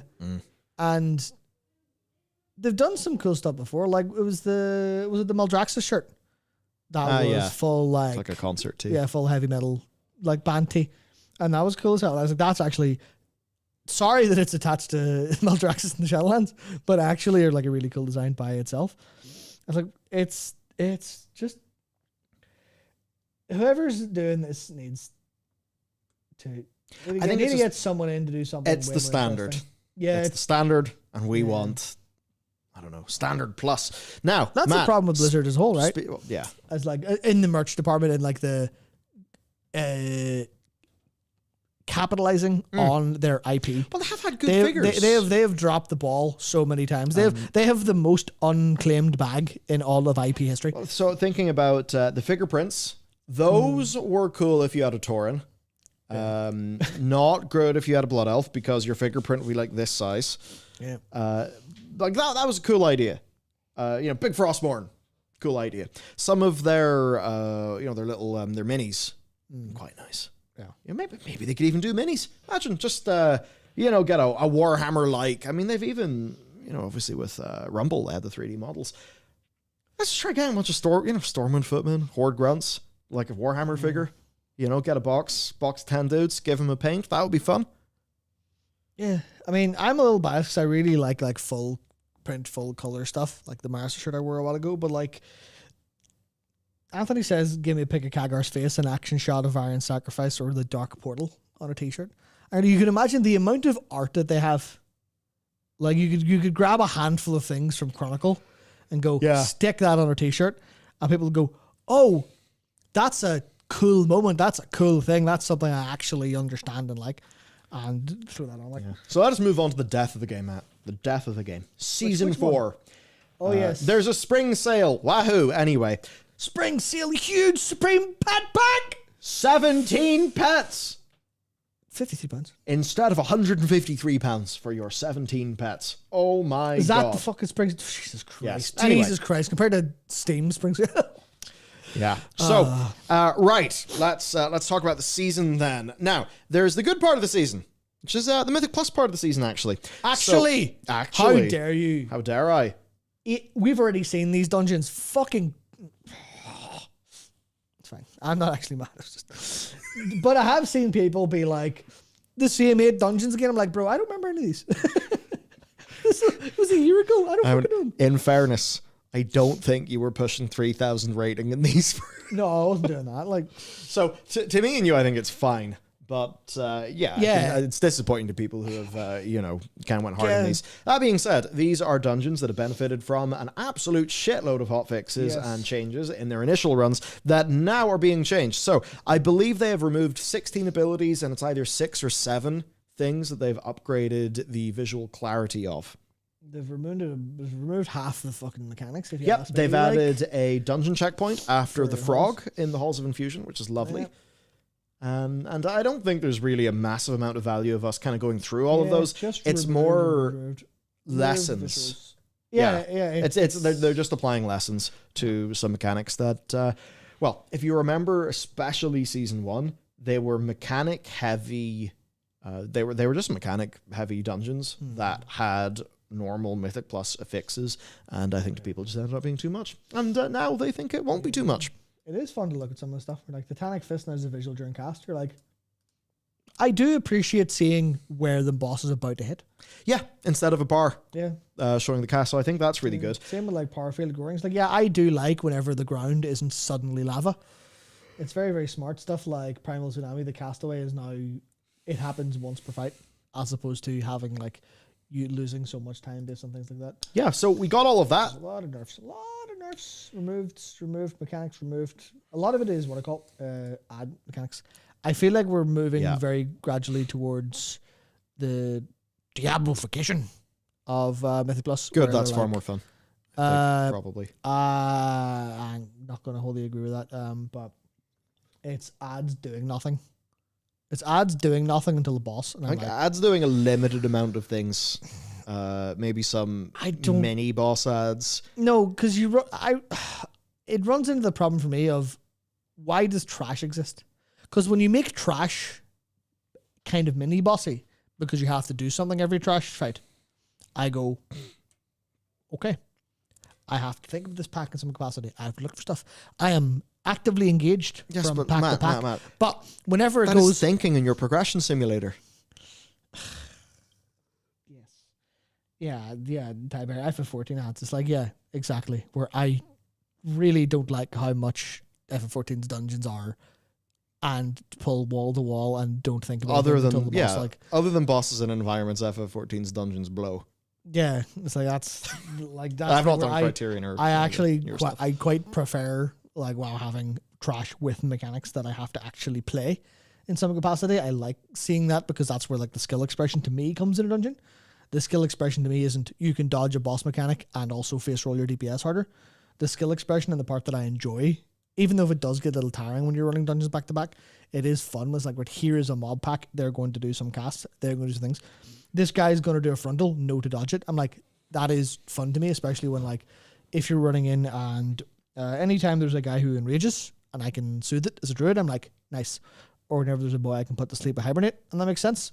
I'm like, that's actually fun. That's good. That's enjoyable. So seeing a lot of like mob abilities being like reduced and removed is a little bit frustrating to me, just because it kind of feels like we're pushing towards that. Just run to the boss mode, but I can also understand that some of this shit was ridiculous. Some of this stuff was way too much. It's like, look, if you're doing that in decent key and they've pared things down, maybe it actually is still a really good experience. I think it's just here they want people to be more just, I'd say, relaxed in the flow. Higher completion rates. That's what we've seen with Season 3. With Season 3, it absolutely worked. We can see the data in the runs. It's far more successful than Season 2. So, honestly, I anticipate fairly good things. What will be interesting to me, though, is Dawn of the Infinite is actually also being scaled up, but it will not be on Mythic Plus. It is just going to be its own hard mode, rewarding hero gear, which is the equivalent of a heroic raid. That's kind of nuts. But then what's interesting, because I think previously that would happen before, but it would release halfway into the season. So you already have your heroic gear, so it doesn't really matter as much to you. So this actually means at the start yeah, you can go and do the faded raids and stuff, but also Dawn of the Infinite will be fairly relevant. So I think that's pretty sick. The one thing to remember here is hard mode is intended to be more challenging than the standard mythic difficulty dungeon. Yes. Standard mythical different dungeon. How did I say that? Standard mythic difficulty dungeon. By which they mean season 4 will be an M plus 10. And Mythic plus 10. Yes. It won't be a Mythic plus 10. It'll be as hard as a Mythic plus 10 is today, but also won't have timers or affixes. So it'll actually be easier, but slightly harder, which means this will be harder again. I'm confused. So I think that'll be good. Overall, I'd say, because I don't want to get too bogged down in the specifics, I think, I could just get really boring. What we can say, changes in the dungeons seem to be good. Community broadly seems to be happy. Is there a severe amount of mechanical cooking? Not really in the form of anything new, because seasonal affixes are not a thing. They're actually uncooking. They're removing all the cooking. Yes. It's just that all of that cooking wasn't very good. So here's the thing, actually, right? And this is a food analogy, of course, because I know that, we've set an expectation, Matt, and we have a duty to follow it. I'm starting to. So if you want the most technical, thinking about, say, how you play and the challenge you enjoy, right? The most technical thing in the universe. Enjoy, sorry. Enjoy is a strange word.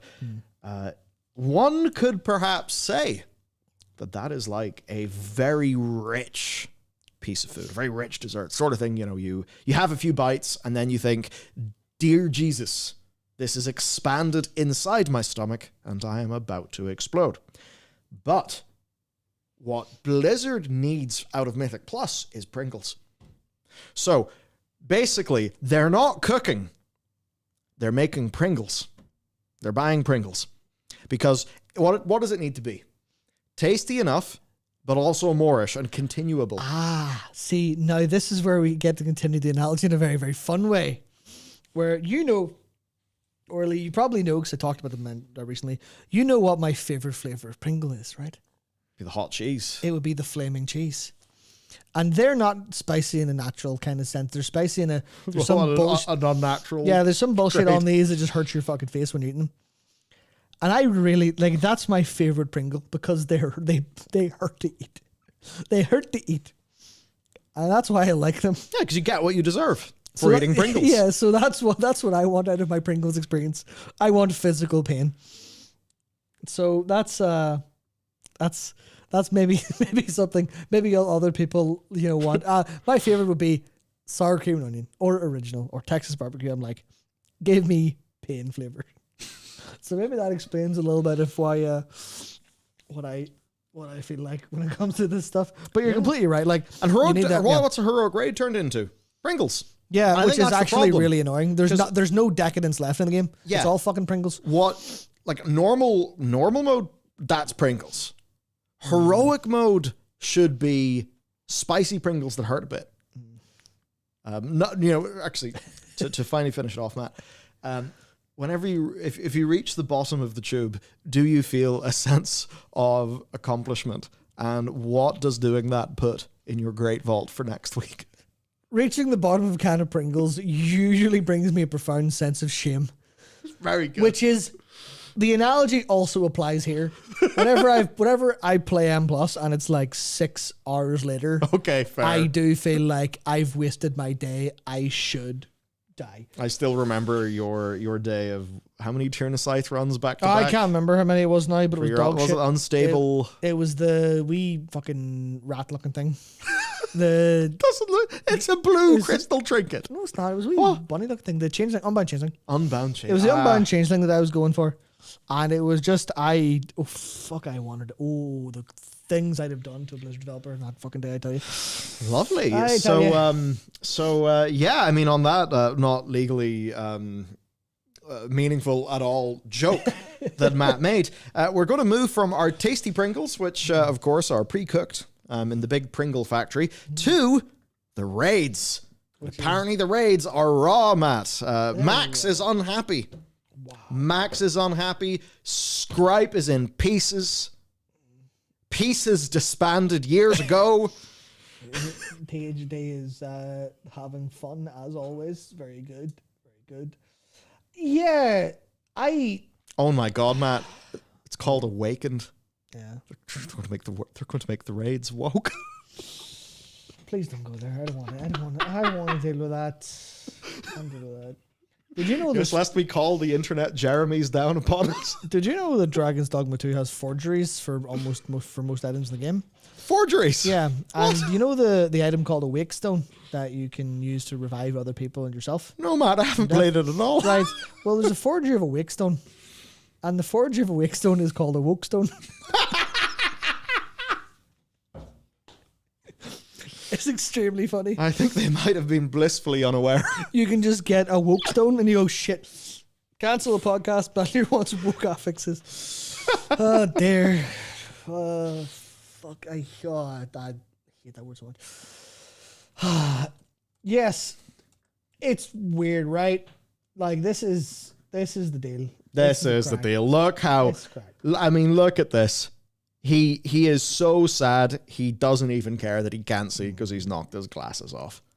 That's why it's all He's blurry. That's why actually it's all blurry here. Yeah, he's so sad. He's decreased in resolution. Yeah. This is, I mean, this is bad. Yeah, This is worse than whenever Tim Dog left the Xbox community map. Oh dear. Deep cut that 3 people will remember.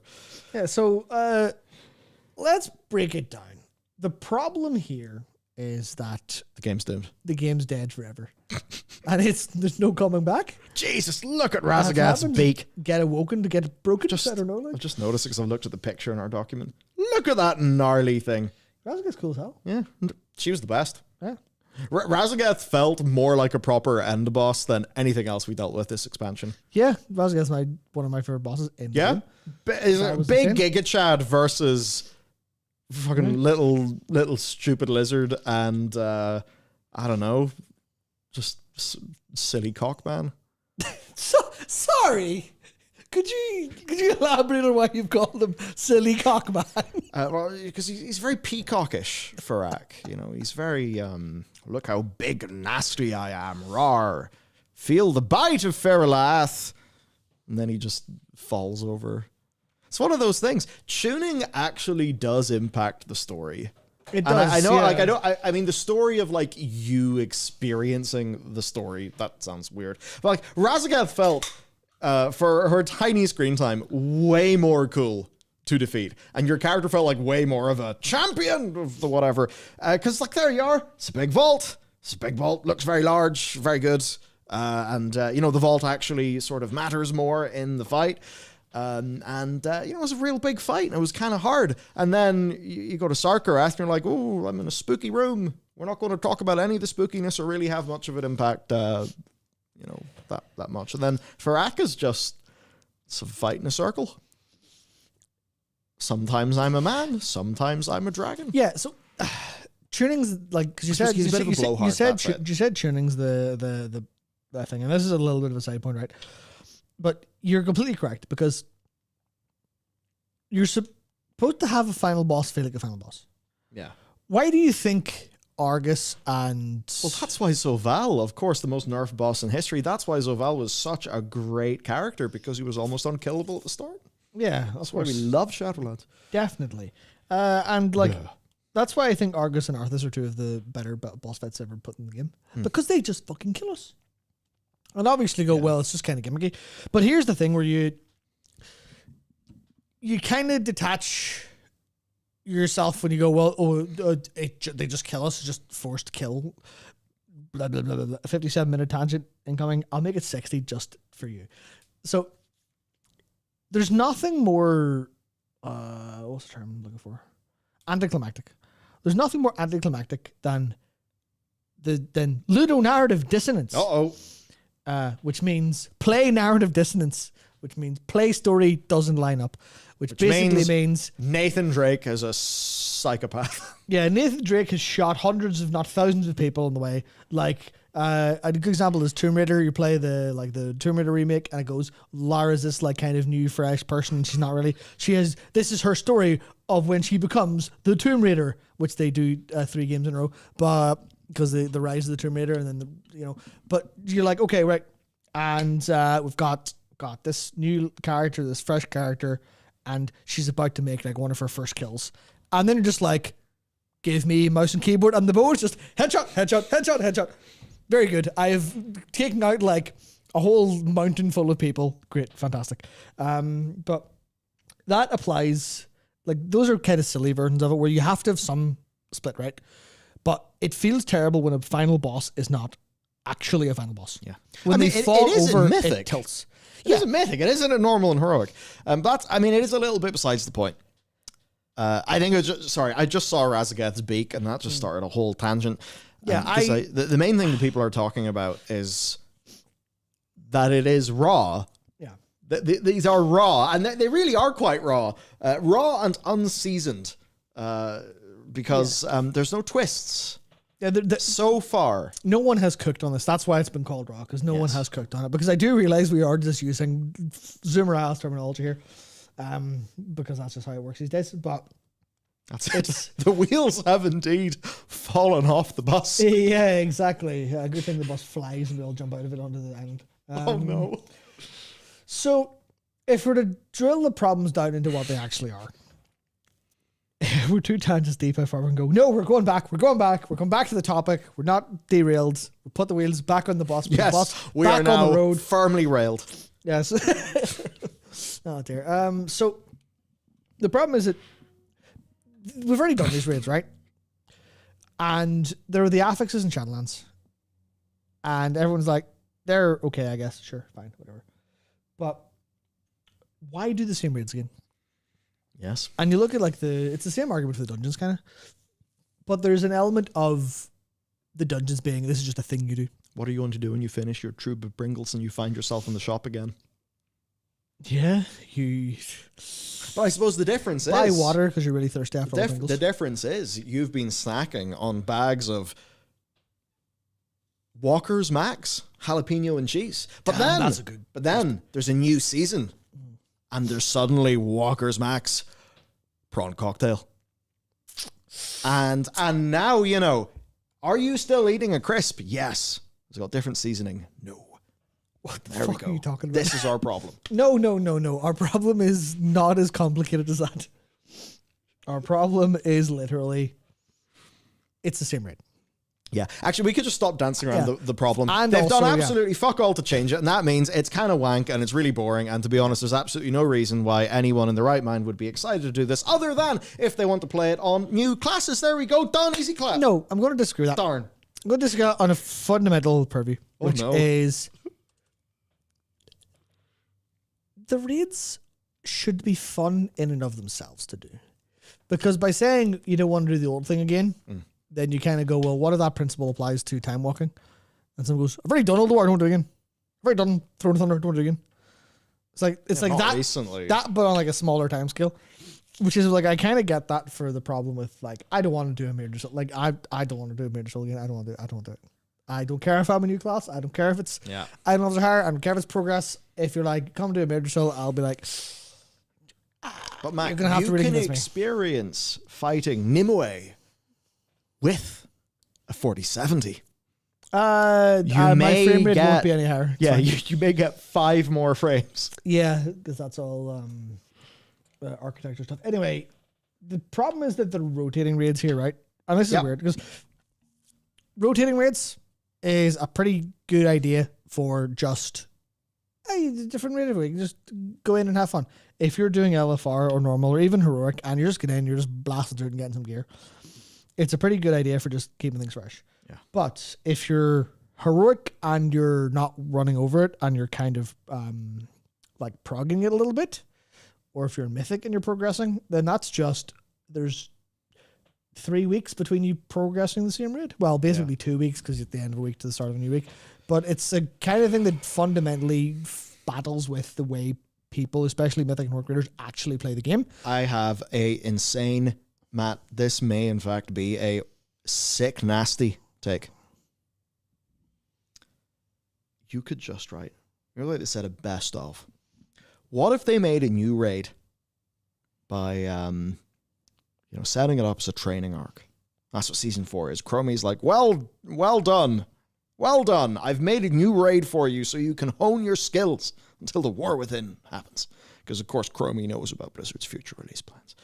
So you just do a 10-boss raid, right? And you just take the best bosses of each of these raids. And then you sort of do maybe an Uber version, maybe a funky version. You cook with them a little bit. So, it could, well, that's it done. Because at least that would feel a bit different. Yeah, so this is the problem, whereas Nestor Punch said, just do X. Literally just do more stuff. And that's clearly the problem where like we're anything. Yeah, we're continually bouncing up against this where it's like we're getting content faster in a lot of cases than before. We've got stuff like Plunderstorm. We're getting some PvE experiment. There's always something to be upset about. There's always someone to be upset about.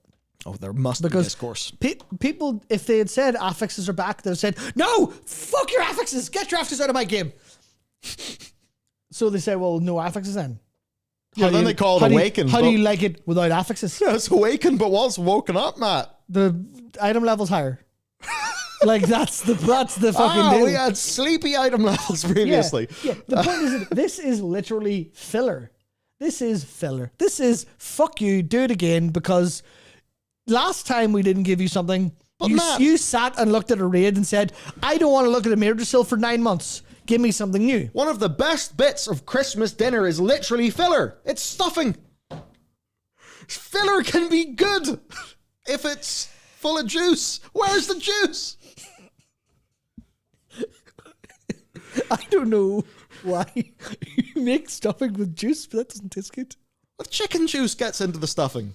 Because it's in the chicken or the turkey. Right, okay. Okay. I was like, why are you putting orange juice in your stuffing mix? Like, what's wrong with your where's the...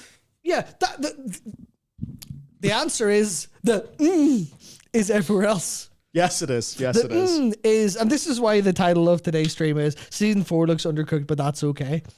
Because everyone's like, this is shit. Where's my stuff? And if Blizzard were allowed to, they would turn around and say, fucking calm down, boys. Yes. There's a patch coming in like 2 weeks. Would you fuck up? The response is, why are we dropping, boys? Yeah. The response is, like, we're not your fucking babysitters. Go do anything else for a brief period of time. Go do anything else within the game.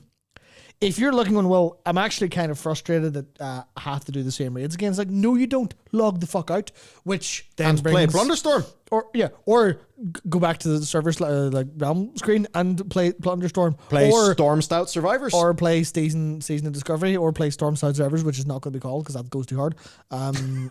Or go play Kata Classic Beta or whatever. Go play Kata Classic Beta. And this is the problem we get to, where it's like, also go touch grass. Take a break before we give you a new expansion to No Life Over.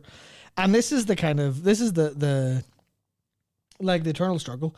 But then people are turning around going, Mythic guilds will die because some people want to do Mythic raids and some people won't. And you go, oh no. That so much sounds like a fucking skill issue to me.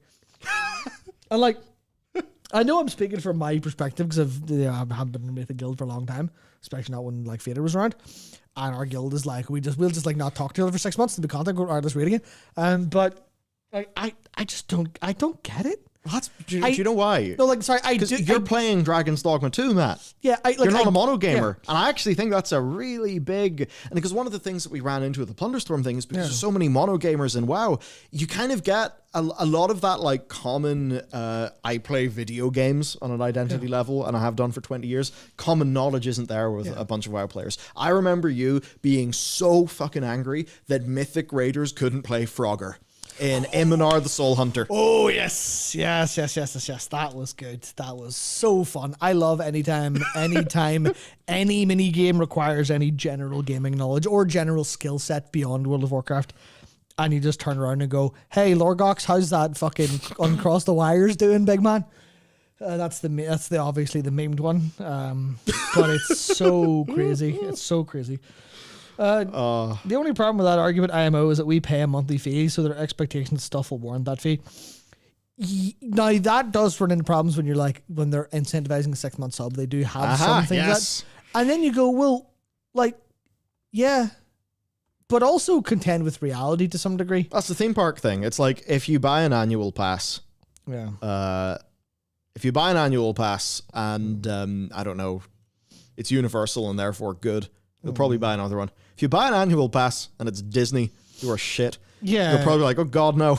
No, I've been ripped off. And I guess that's That's the thing. That being said, compared to, do you remember the days where your 6-month sub would come and go without anything happening in the game? Yeah, so like it's awkward, and this is Used something. to be worse. This is something that I kind of fell into thinking when it came to like the Dragon's Dogma debate over microtransaction stuff. Everyone's like super hopped up on thinking in principles. And I was like, I pay my monthly sub, yes, so if I don't have yes. something new today every day, Blizzard should explode. Like that's how people talk, because they think in the principle of well, I'm paying for something, so I should have value. And like that's true. Like that's actually literally true, but also it's not realistic. And there's like a pragmatism to going, well, where does principle meet reality in some form? And they're like, well, okay, does it kind of suck that, you know, season 4 isn't the most cooked thing of all time? Yes. Is there also a game full of stuff to do? Yes. There is a certain point where your preferences become a skill issue in a way. And that sounds insane. And it sounds like the most Blizzard defense shit of all time to turn around and say, well, if you have a preference, that's your problem. But it is also literally kind of true. There's plenty of value in the WoW sub, generally speaking. Obviously, you can talk about like how much you don't want kata and how much season discovery is going too fast and how much plunderstorm PvP, and like that's all completely like fair perspective and stuff. But at the same time, there is an element of just have some tiny semblance of a life. That comes from me. I ain't got a fucking life. I should play Dragon's Dogma. But that's kind of that's the awkward thing. What I will say is I get that, and I agree in principle. I agree in principle. He's got me right there. But in this case, I do actually think that it is underwhelming. Yeah. I do think that I think it's rightly underwhelming, and if they're doing these experiments, it's ideal if there is not the perception that those come at the expense of game feature things. And that's the point, because there's nothing to imply that, realistically. yes. There's nothing to imply that because we're 5 months out. Yeah, but it's black box. It's black box. Yeah. People don't know. We're 5 months out from an expansion, which is faster than usual. So it kind of feels like but people either way you're but people could kill fated Zovalmat, and whenever they did kill the fated Chuckler, they were in great jubilation over the affixes that would be there while they did so. Because I think some of this then, and obviously that was not a particularly seriously thing that I said. I think I actually think it's a perception thing. Yeah, it clearly is. Because by there being nothing here, the perception is, it's kind of busted. Because the thing is, right, to what the community want, I completely agree with Jack. You could maybe have your whatever raid stuff, but maybe scale up Nighthold or Tomb of Sargeras. See, that's the problem, because you say scale up, and then you go, well, what scaling up isn't that all. Developer problem. Yeah, which brings Skill issue. Yeah, which brings us to the problem of the developers are busy making the next content. That's the developer as problem. Opposed to the now content. Developer problem. And this is a case where Producer problem. All things can simultaneously be true, which leaves us in an awkward situation of who's right. Everybody's fucking right to some degree. So that's how everybody can be righteously angry at each other. Exactly. This is how it keeps going. It's just people are like, oh, well, they should just upskill an old raid. And you go, yeah, they should. That's why the robots put us in the pods to harvest our energy. Yeah, but also if they upskill an old raid, then the next raid comes out and the balance isn't quite there, or it's not as good, and then people complain. Yeah. And it's like the community wants every single battle to be won at once, because every individual part of every community wants every single of their battle to be won at all times. PvP are going, PvP's what, fix MMR, bring us battlegrounds. And PvEers are going to give us new dungeons instead of old ones. I don't want to do old dungeons again.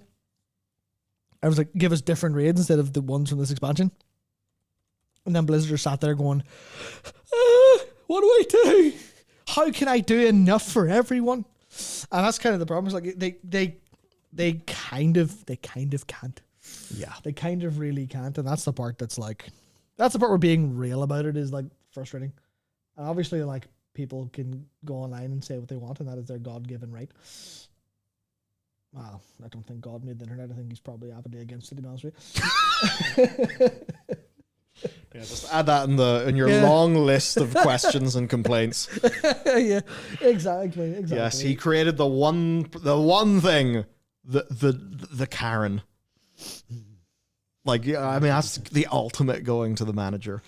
Yeah. Yes. So it feels like there's probably a little bit of efficiency in their end by learning to give us what is the minimum effort they can put into a remix or remake or remaster ever of a thing that won't have us furious and upset, or realistically won't have us not, go elsewhere. Yeah. So I think the way I take it is I think what would be ideal is one of two things. And of course, one of them is one of my ideas, because I'm incredibly biased, Matt. I think that they should just do the flipping go to the temporal conflux and string together a raid, make the final 3 bosses of the raid be the 3 big dragons, and do some sort of the flipping Dragonflight remixed, remastered special, whatever. I think they should do nothing. I think so that it feels different, or do what Jack said, where you go to the temporal conflux and there's the flipping, I don't know, Dragonflight Ultimate crazy whatever, or just go do an old raid. But it would be ideal for there to be something, and Matt, there is one thing that is different. 3 raids in an expansion. Yeah. In Legion, we did not have that. We had more. In Battle for Azeroth, we had 4 raids.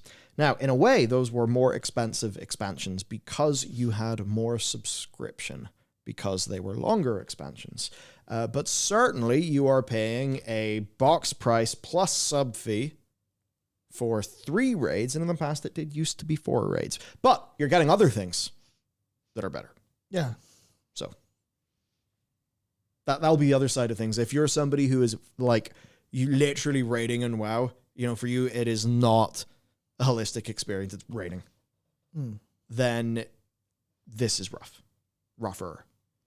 And you will have multiple gaming months where you will starve. Now, we know a human can last only a matter of days without water, a matter of weeks without food. What will it be without cooked raid content? Prognosis is grim. Yeah.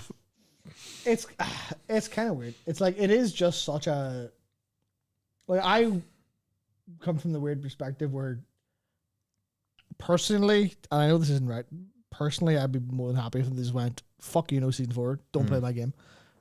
It's all just there, just do whatever you want. I'm like, okay, chill, that's fine. That's fine. That works for me specifically. Like, basically baked in bricks, which obviously doesn't work for mono gamers and things like that. So it is a little bit, like, especially when you consider like how much of it, because that's a good point actually, Anthony. Are big patches part of the subscription fee or the expansion purchase? And this is where we get into interesting conversation where, is a subscription supposed to pay for a patch, or is it supposed to pay for continued access to the game and the servers and the maintenance and stuff? And then you go, well, how much of your box price are you paying for an expansion versus how much the sub fee for the expansion? So like, how much are you paying for Dragonflight? You're paying like $270 for Dragonflight in sub if it lasts 18 months, paying $270 for that, which is a little bit bigger than was it $60? Was it $60 or $50? I can't remember the dollar amount. I have forgotten as well. Yeah. So it's like you're actually paying 5 times as much for the patches than you are for the expansion. So how does that work? Are the expansions the leveling zones, and the patches pay for, or the fee pays for the patches? What does this mean? So it is like, it is really weird, and it's all these like different parts of perception, different parts of like, where is the value proposition? What do people actually kind of want? Here and there. So I feel like this is a lot of obscene amount of kind of principle discussion of like what you're paying for, which gets all very muddy when you have different perspectives. And it comes to, well, I'm buying the expansion only is 3 raids and I'm buying the expansion. They're like, yeah, but you're also paying for all the sub for the expansion. And also you can have the raids if you don't buy the expansion to the next website. Also, like, you know, you're paying $270 as opposed to paying, what would you pay, like $400 for Shadowlands? Or like $500 for Siege of Orgrimmar for Miss Madara, that kind of stuff over the time of it all. Which is like it gets really muddy and hard to communicate in any way that people are going to agree on. And rightfully so. It's not easy. There's no answer here. There's no answer value. There's no universal. Yeah, there's no universal way to actually like to discuss that. What I could say. It does bring us to the point where like if we fundamentally are rooted in a discussion that is about current people. Yeah. If you were, you know, so I guess really what Blizzard will be saying, okay, so our offensive plays for this period of time could be that we mix up the raids and, you know, that stuff. But clearly they have another offensive play to get people interested. So that's what they've got. I suppose that's just what they've decided. Yeah, which, could be entirely vindicated once we see what the PvE thing is. We just don't know what it is yet. Yeah. And so there is a pragmatic answer, which is it'd be really nice if they were able to cook slightly. Just redistribute resources to a degree so people don't have ever have any reason to complain. Which is kind of the problem. And it's like, yeah, every time anything happens, someone is unhappy. Such is life. Yep, such is life, such is MMOs. Yeah. That's really that. Now, there are other things to talk about with Season 4 because they are doing things. Now, apparently, yes, all your times in Shadowlands are wasted. Angry. Well, maybe not. What's happened is the Bullion. The Bullion is our new version of the dinar. It has got the green text of priceless and maximum stacks of 12. So that is suggesting, if it's like the dinar system, you'll be able to get a maximum of 12. Now, that being said, one of these is worth less than a dinar, but because they are higher in quantity, Blizzard can play around with them a little bit more. The TLDR is there are 4 new dinar vendors. There's one for every one of the raids, and then there's also a vendor for cosmetics. Now, the stuff from the raid vendors costs 2 dinars and can be upgraded all the way to maximum item level, which is like 538 or 535, something like that. So there's that for your gear. There's also a thing that costs 2 dinars that will upgrade your Season 3 Legendary to be a Season 4 Legendary, which then can be upgraded using crests and flight stones. And then there's the cosmetic vendor. The cosmetic vendor will sell you the Slime Cat from the Shadowlands Fated season. So yes, it will sell you that for 3 of these bullions. I have to imagine they are intending that to be a pretty decent carrot for people. So there's that for 3, but then weapon transmogs, they're just cosmetic appearances, but because they're just cosmetic, they only cost 1 bullion. So that basically means if you're doing these raids, you can get a whole bunch of yummy, maximum item level, deterministic, perfect loot, or you can get significantly more transmogrifications. But I want and. Well, dearie me. That's kind of weird. It is weird. It is weird that they're deciding to go, well, what if you have gear or cosmetics? That's interesting. Yeah. Of course, this is a massive, deep betrayal. Here we have an aggrieved user called Fleeks, I think, who said that they quit their job. In fact, left their wife and ran from life in order to get the Slime Cat in Shadowlands, and now Fleeks' life has been destroyed. Deserved. All for no nothing. life, no wife, non-unique prestige pet. Mount ruined. Only one answer for that, and I can't say it on YouTube.com. It's all over. Unfortunate. That's it. Unfortunate. So yes, Fleeks has probably left X and will be on Live League Classic shortly. Yeah, we tripped to fucking Home Depot for stealing something else. Like, I wouldn't be at that now. Unbelievable. Yeah. That was not an entirely serious post. No, Flex is doing extremely well at baiting people of late. Been on top of the game. People have been so mad. I've actually seen it's funny as hell. The best bait that I've seen. So, it's towards the end of Oppenheimer, the interrogation scene, where like it's just, you know, that like really intense scene, and I guess, you know, simulating the flash from the atomic bomb. You know, it's like his face is all completely overexposed and he looks super stressed. And it's just a tweet that's a screenshot of that and said, I cannot believe they won like best picture or best cinematography, whatever. Look how overexposed this shot is. Oh, people didn't realize it was bait. It was very good. That's probably one of my favorite Twitter experiences. Anyway, there you go. You can get all your raid appearances.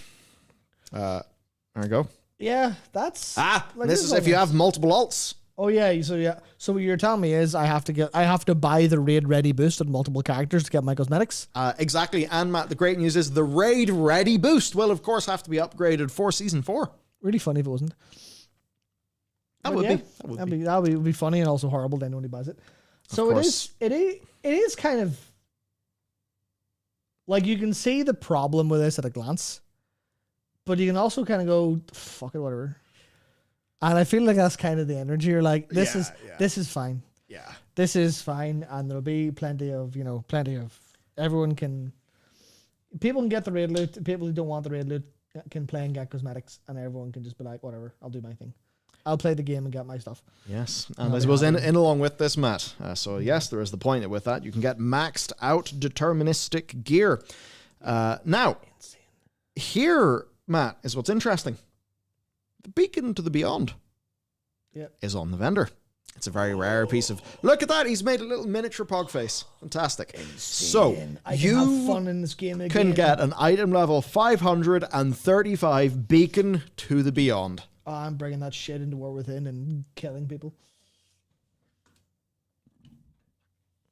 Add that to the list of things you have to do to prepare for the War Within. Because if you don't have a Beacon to the Beyond, don't even bother playing. Like, just Alt F4. Delete your characters. You're never going to be the first to level 80. That's it. You'll never be able to defeat a Fiend.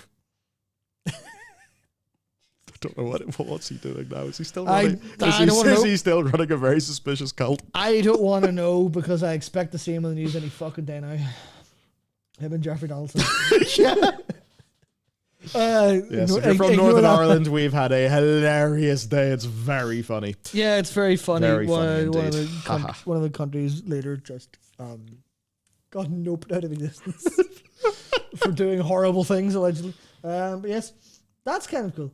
Like, it is interesting. It's just you can fully upgrade these. Don't just fucking do the raid, get your stuff. Do the raid, get your stuff. Shut up. Go Simple as done. Which, in the case of these very rare items, like is going to be a good experience, and it is. Obviously, there's a little imbalance where you go, well, I feel like having a Giga Ashkander probably a little bit more valuable than what most classes can get. But at the same time, the prospect of having a Beacon to the Beyond of my like prop powers, I'm like, oh my god. There you go, he's very happy. Now, Matt, speaking of boxes, there is in fact another box being added in our next story, which is the new weekly quest, because we love weekly quests. We love the boxes that we get from weekly quests. And this one is a no-choice weekly quest. This one will rotate along with the raid cycle for Awakened. When you do it, you'll get a crafting spark, an Awakened one, and you'll also get a box that contains upgrade materials and a piece champion gear. Weekly champion gear. It's like the Warlords of Draenor garrison raid gear all over again. It is kind of weird how much I like. My brain immediately goes just all as soon as it brings up like weekly quests, gear rewards. You say champion, and I go champion because I know I can just hop into a Mythic Plus and just do that instead. It is kind of weird how much this is like for different segments of the player base. Yes, I think a lot of this massively disengaged with the world content this expansion as a result of just being like I could just get it faster somewhere else. Yeah, it's that kind of thing. I think you're not really going to care about gearing up your alt super fast in Season 4 because that gear won't matter too much. But leveling people will care about in Season 4. So far, it doesn't seem there's anything really on the leveling side. So we'll probably remaster our guide and do it better because we're trying to change up some of our content. But, make it more short and snappy as well. I really want to start making 12-minute videos again. That would be nice and comfy. So just 4 minutes. Handy enough. yeah, we got all that. There you go, season 4. Basically, it is a thoroughly out of obligation season. Look at that. I don't necessarily think that the world would have noticed if they didn't do this season because, you've got Darkheart, whatever it's got. You got your PvE experiment, and of course Plunderstorm, which is now the primary game mode of World of Warcraft. Yeah, I cannot wait for Plunderstorm Season 2. Cannot wait for Plunderstorm and a new map. I can't wait for new... I mean, hey, right, if they actually just hotfixed in a new Plunderstorm ability, and they... You know the way, like, they'll refresh the Fortnite map? Like, if they did that, I would probably pogface and, like, play it for a few days. Do you hear that, Holly? Please. Please give me more plundies. I mean, I am going to actually be sad when Plunderstorm goes. I will be ambivalent. I think it's fun, but I've played it enough that I'm like, yeah, it's fine. No, it's a good experience. I will now move on. You gotta get the fish kick build.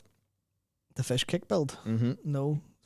Kick him and then hit him in the face with a fish and then keep on doing No, that. I already had fun with my Hunter's Chain Earthbreaker Starbomb. Oh. Whoa, that's a very... That is a fuck you to death build. Like, That's so...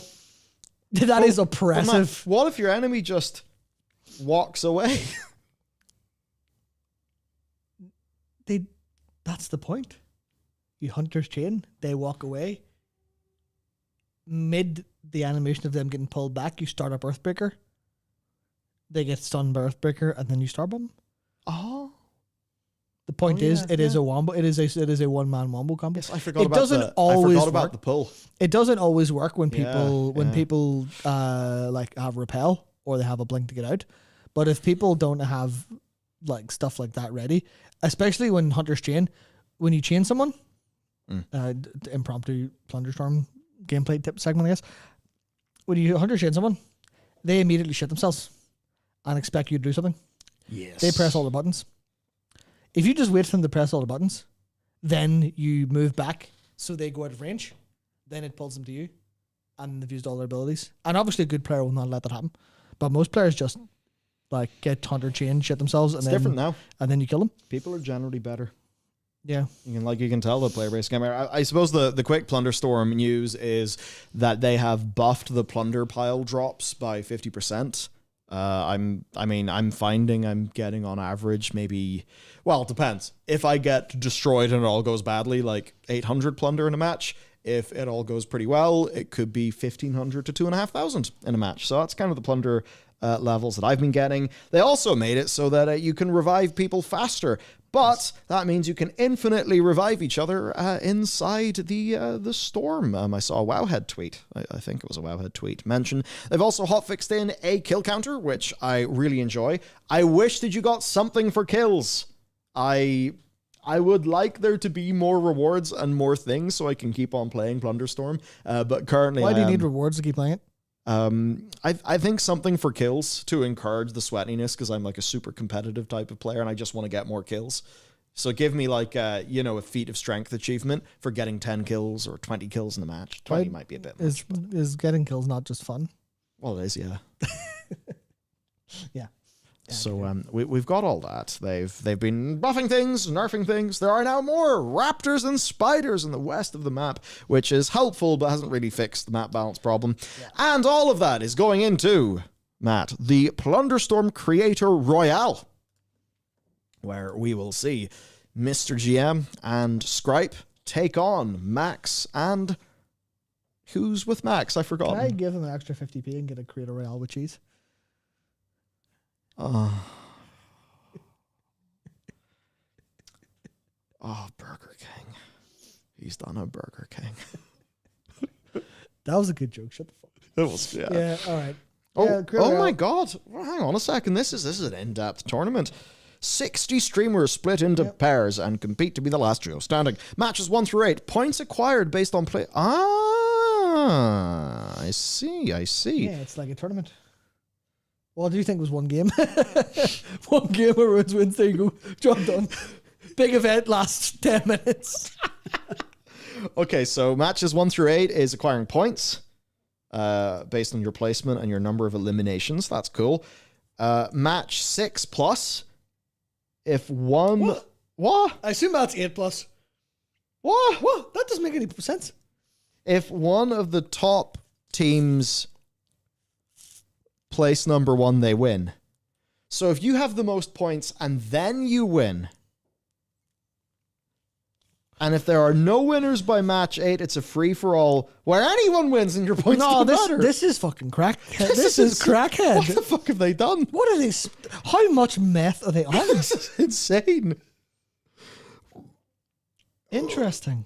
The amount of, like, the ability for someone to be so turbo robbed by a bad final game. Do you think they've done that for the drama potential? They have. Yeah. They have. This is dirty. This is not a Apex format. Apparently, this is Apex format. Really? Wow. Because I look at this and I say this does not seem like it's going to get the best team to win by like the end of it. But then I come from like tournaments I watch, or like fighting game tournaments.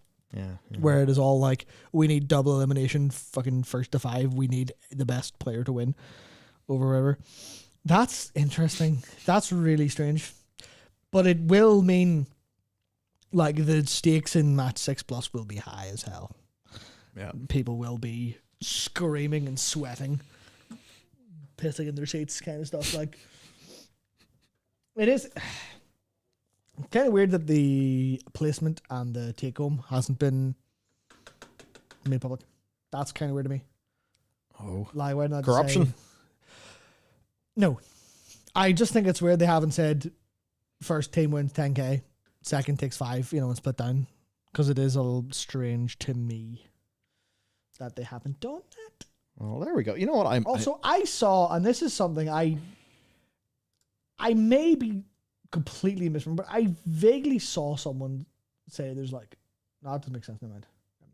Never mind, I clearly misread that. Oh, were you about to create humongous drama? I was about to imply something that clearly was not true. Oh. Yeah. I saw someone talk about like a appearance fee. I'm like, I don't know. An appearance fee? Yeah. Like them being paid notably for being in this. Oh. On top of the prize pool. But now I think of the numbers, and I think that was just someone saying something wrong. Well, if the person said that they were paid. It wasn't them, no. No, it wasn't someone in the tournament. Okay, well, is there anyone here that doesn't sort of make sense to be in the tournament? Because, like, if XQC suddenly turned up, yeah, you'd probably think that there's some funny business going on. Max said he was paid 5k. There you go. Okay. That's interesting. That's the way it goes. Yeah. Because I remember a lot of people saying all the content creators are being unbelievable shills about this incredible game mode. I'm like, I did see if that. people are getting paid 5k to be an event on it, and they're not disclosing that, then you do kind of go, oh, actually, that's ethically fucked. Yeah, I'm not happy with that at all. So, if that is true, I am not happy with that at all. Props to Max for disclosing his financial arrangement with Blizzard. Yeah. Oh. Much later, not whenever it was announced. Never mind. Yeah. Cancelled. Minimum Steam minimum. Yeah, that's gone. That definitely reeks at me. That is pretty dirty. Yeah, I don't like that at all. I mean, it's overtly a promotional event. I don't even like there being fucking prize money on this and people talking about it because they knew ahead of time there'd be a prize money event. So I actually think they should be careful of that in future. I really don't like it at all. I'm fine with there being prize money tournament, but I think Max really does like plunderstorm. That's the thing, right? Oh yeah. That's welcome to the problem. Now you look at all these people and you go, what they said plunderstorm? How much of it's real and how much of it's because they got paid 5k? You don't know. Welcome to incentives, which obviously applies to everyone ever, but it is kind of weird. Yes, it is kind of weird to get it's not weird to get an appearance fee, but it's weird to get an appearance fee and not, it's weird to get and not disclose it. And also the event wasn't announced as the game mode was announced. So there's like a couple of different steps of delay and weird stuff there. You could sort of be maybe in violation of FTC guidelines. I feel like that's probably the case here. Like, you're all fucked. I genuinely do think that. There we go. genuinely And thus, I'm not Matt, completely by sure, being but- the only people who authentically enjoyed Plunderstorm, Yeah. we have won the Battle Royale because the feds are currently arresting all of them. Let's go. Any tactic to win. The 50k is ours. The 50k pre-tax is ours. Hang on. Yeah, Matt's mad because he didn't get the bag. Shut the fuck up. Oh dear. Oh dear. Yeah, I mean, paying is, people to yeah. appear at things is how it goes. Yeah, it's normal. With a bunch of those streamers, you think about. Okay, so you think about the value of them winning, compare it to streams that they could do, Yeah. and then it's paying them for a promotional event. Yeah, obviously but that makes if it's if it's, Yeah. it's kind of weird then because the person is generally sponsored. Yeah. But they're not making sponsored posts. They're doing normal posts that also just happen to be the thing, right? So it's the idea, I could do an Intel computer build and be sponsored by Intel for another thing. Yeah. And that wouldn't be messing up guidelines. I mean, it would be something you could talk about, yes, but it wouldn't be running foul of guidelines, I believe. Yes. But I think it is probably good that people know that is how...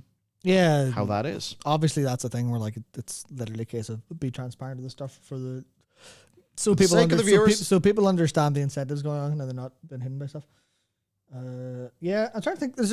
I remember being a little bit kind of weirded by some of the people but here like not being involved in WoW, and then it was like it's just a marketing thing to get like That's Twitch all it people is, in, yeah. which is completely fine. Obviously, like, That bizarrely, they haven't done like a free weekend or an anything for. they must have problems. That's the doing bit that confuses me. That's kind of I mean, that said, is that mostly WoW people? like WoW or WoW it's adjacent? mostly It like is, it's mostly. But then you've got like, well, actually, this is a little bit weird because I know there's a lot of like the classic players on Twitch that I wouldn't necessarily That's the thing, consider well. Because like as an example, like I look and I see Shiny, I'm like, I don't know if Shai's ever touched World of Warcraft. There's a little bit of like a cross contamination with Twitch stuff here, but I don't know. Yeah, It's like looking Classic's at, pretty big in it's Twitch, like looking so. at like Saint One, looking at like this, Toast and Shifter and stuff. I'm like, well, obviously Toast a big Hearthstone player. Can't mind if Shifter's anything played anything Blizzard.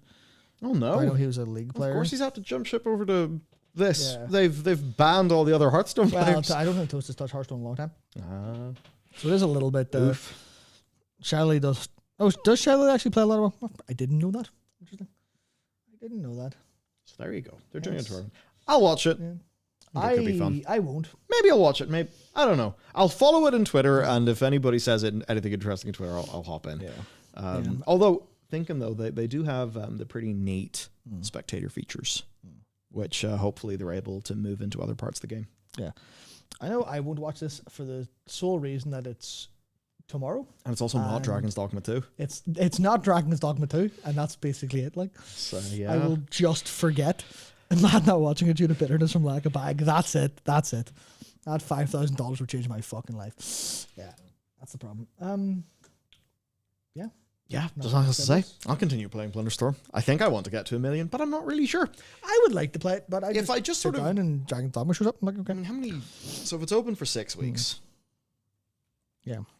so okay, it's open for 42 days, which means I only need to earn 24,000 plunder a day. Easy. Nothing.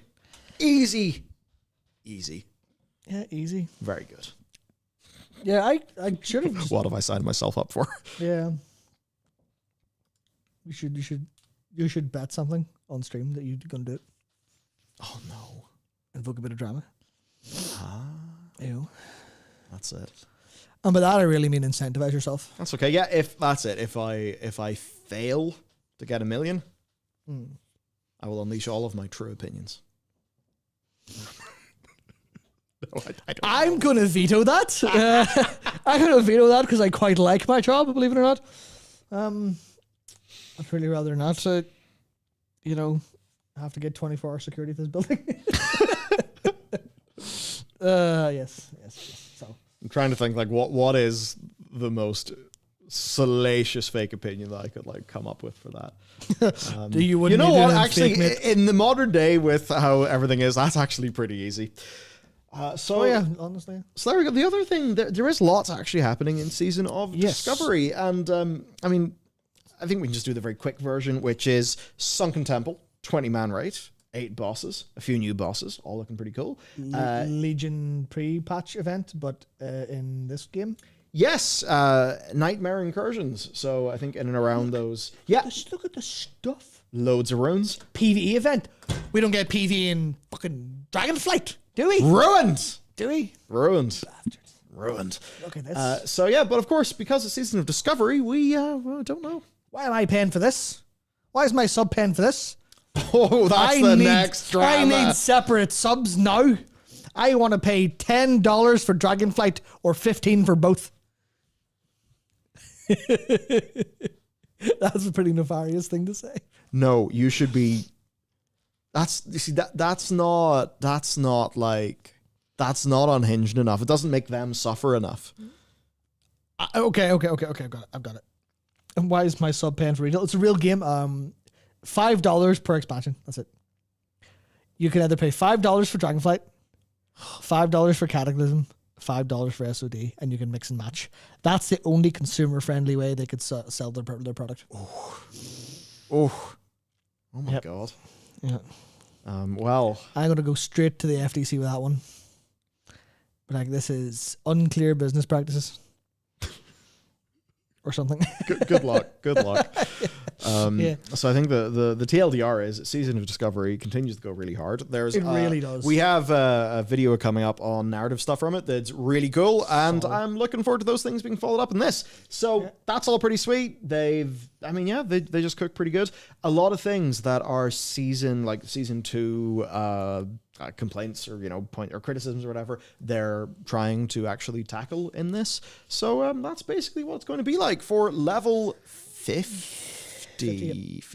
Yeah, there's some really fun stuff in here, which is kind of weird learnings they've had where flat XP buff doesn't really seem to work for them very much versus an adjusted leveling curve. So they're kind of going, well, people don't like, because the problem is kind of people like the experience of it going up and just flat different. Yeah. Like to adjust that, which is kind of weird because you go, it's all the same, but it's not. It's actually literally different. There was, where is it? Is it in here? Is it somewhere else? I don't think it's in here. It was the racials. SOD is unbelievably racist. Oh dear. That's not true at all. This is a shocking revelation. I don't see it here anywhere. They're doing something interesting. They didn't say what it was. Right. Which is, like I said, it'll be a thing people will experience when they get it. But priests can pick different racial abilities from the different priest racials. Huh. They haven't said how they're doing that. Right. And you can also swap racial weapon skill. I think they said how you can do that. I think it's like the weapon trainer does that. But you can change, what do you call it? You can change out what, the +5 skill to whatever, based on whatever weapon you want to use.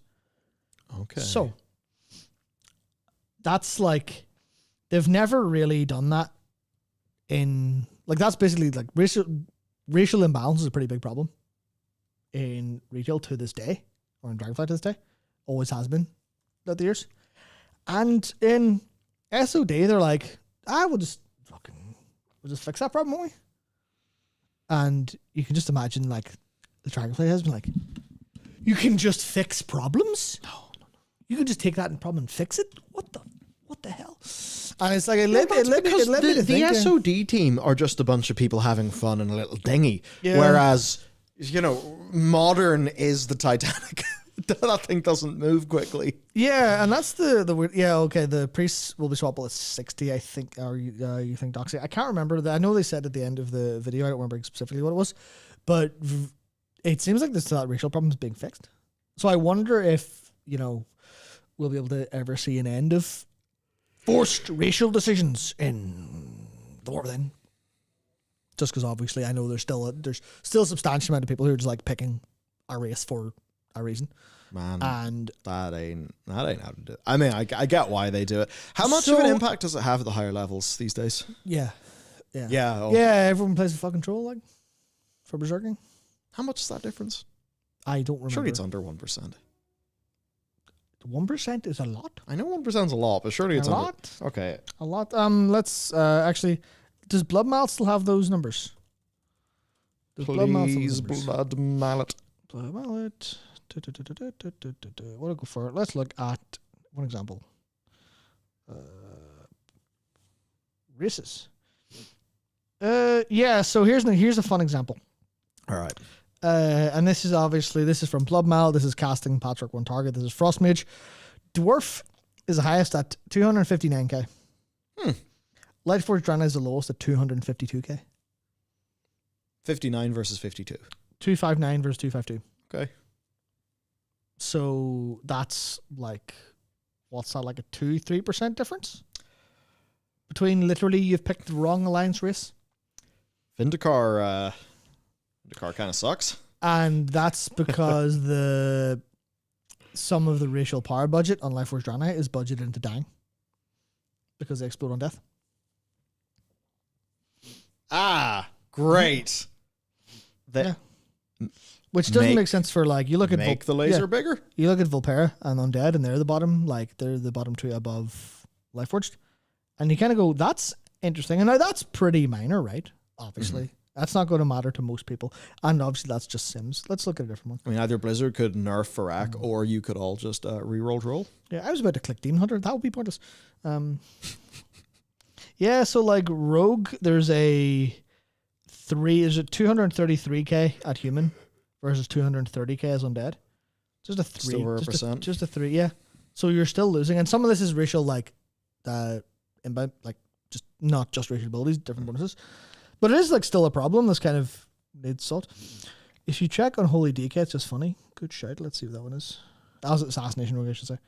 DK, Death Knight, Unholy Races. Ah. Yes. Oh, man. Yeah, because Berserking lines up with Unholy, and Unholy benefits from that substantially. 251k versus Vulpera's 244k. So that's like a 2% difference. We have to sound the drama klaxon. I have just seen a response to a tweet detailing the new kill tracker being added to Plunderstorm. Oh, someone having a breakdown. And one player has said, if people were eager to kill already, there will be even more now. That's correct. And another person said, I would love to see number go up. So they're hotfixing it to be more fun for the people who enjoy it, and worse for the people who just want to get their mog and get out. So yeah, sounds about right. There you go. That sounds right to me. This is humongo drams. The people who are enjoying it get to have more fun, and the people who aren't enjoying it get to have less fun. Get Entice on this immediately. This is hot drama, Matt. Don't play the game if you don't like it. Sorry. Need the rewards? Yeah. I cannot go forward without my rewards. Yeah. Do you know what happens when I don't? You know what happens whenever I want something, but I don't want to get it? I don't get it. Oh dear. Like, I know that's like I'm being stupid. That's at school whenever I was given homework, I should have just stood up and said, what about my rewards? Yeah. Literally, I feel like there is a world where you can maybe just not do it. But yeah. We're talking about racial stuff. Yeah, so that's like a thing I think they could probably fix them over then. Maybe. Who knows what they will. And the thing is, that's I want to say, I want a Worgen Rogue, but I need Shadow Meld. Also, someone said all of the top PvP teams are Night Elves were possible for of course, Shadow Meld. yeah. I want Shadow Meld on everything, and not even just for combat. I want Shadow Meld because you're stuck in combat in this game your entire life. Yeah. You so much as breathe within like 10 yards of the mob, and it will chase you to the ends of the earth, and you never get them out. But if you Shadow Meld and then mount, it's fine. So I would actually, if they turned around and said, and you can pick your racial ability now, I'd be like, that is a good change, and I like that. Even if it strips away uniqueness and individuality, and what if, oh my god, the Worgen just Shadow Melded, I would never understood this. Silhouette. My silhouette, which is fine, you know. Oh man. Well, I mean, there we have it. There's the tournament to watch tomorrow. My God, we'll all be Unbelievable. absolutely.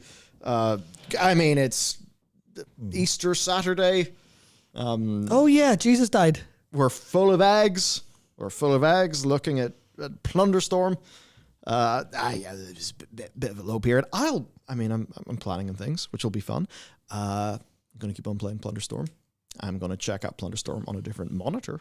Just back home, which will be quite fun. Holy shit. That's a game changer. Yeah. My God. A different monitor. Those colors are going to be so marginally different. I'm going to fiddle around. I'm just going to fiddle around with things. It's going to be great. It's going to be relaxing.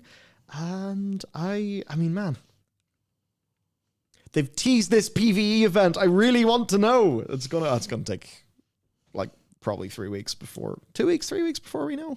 It'll be just like Yeah. yonks. It'll be yonks. Oh, So we've been teased. and I, in my strange new way of being, I don't care about it at all until it shows up. And they'll just be like, okay, well, it's good. Like, You have Dragon's Dogma 2 to play. that's true. I think that's the problem. You're kind of like, There's a lot of there's games. and there's too much to do in like a kind of good way.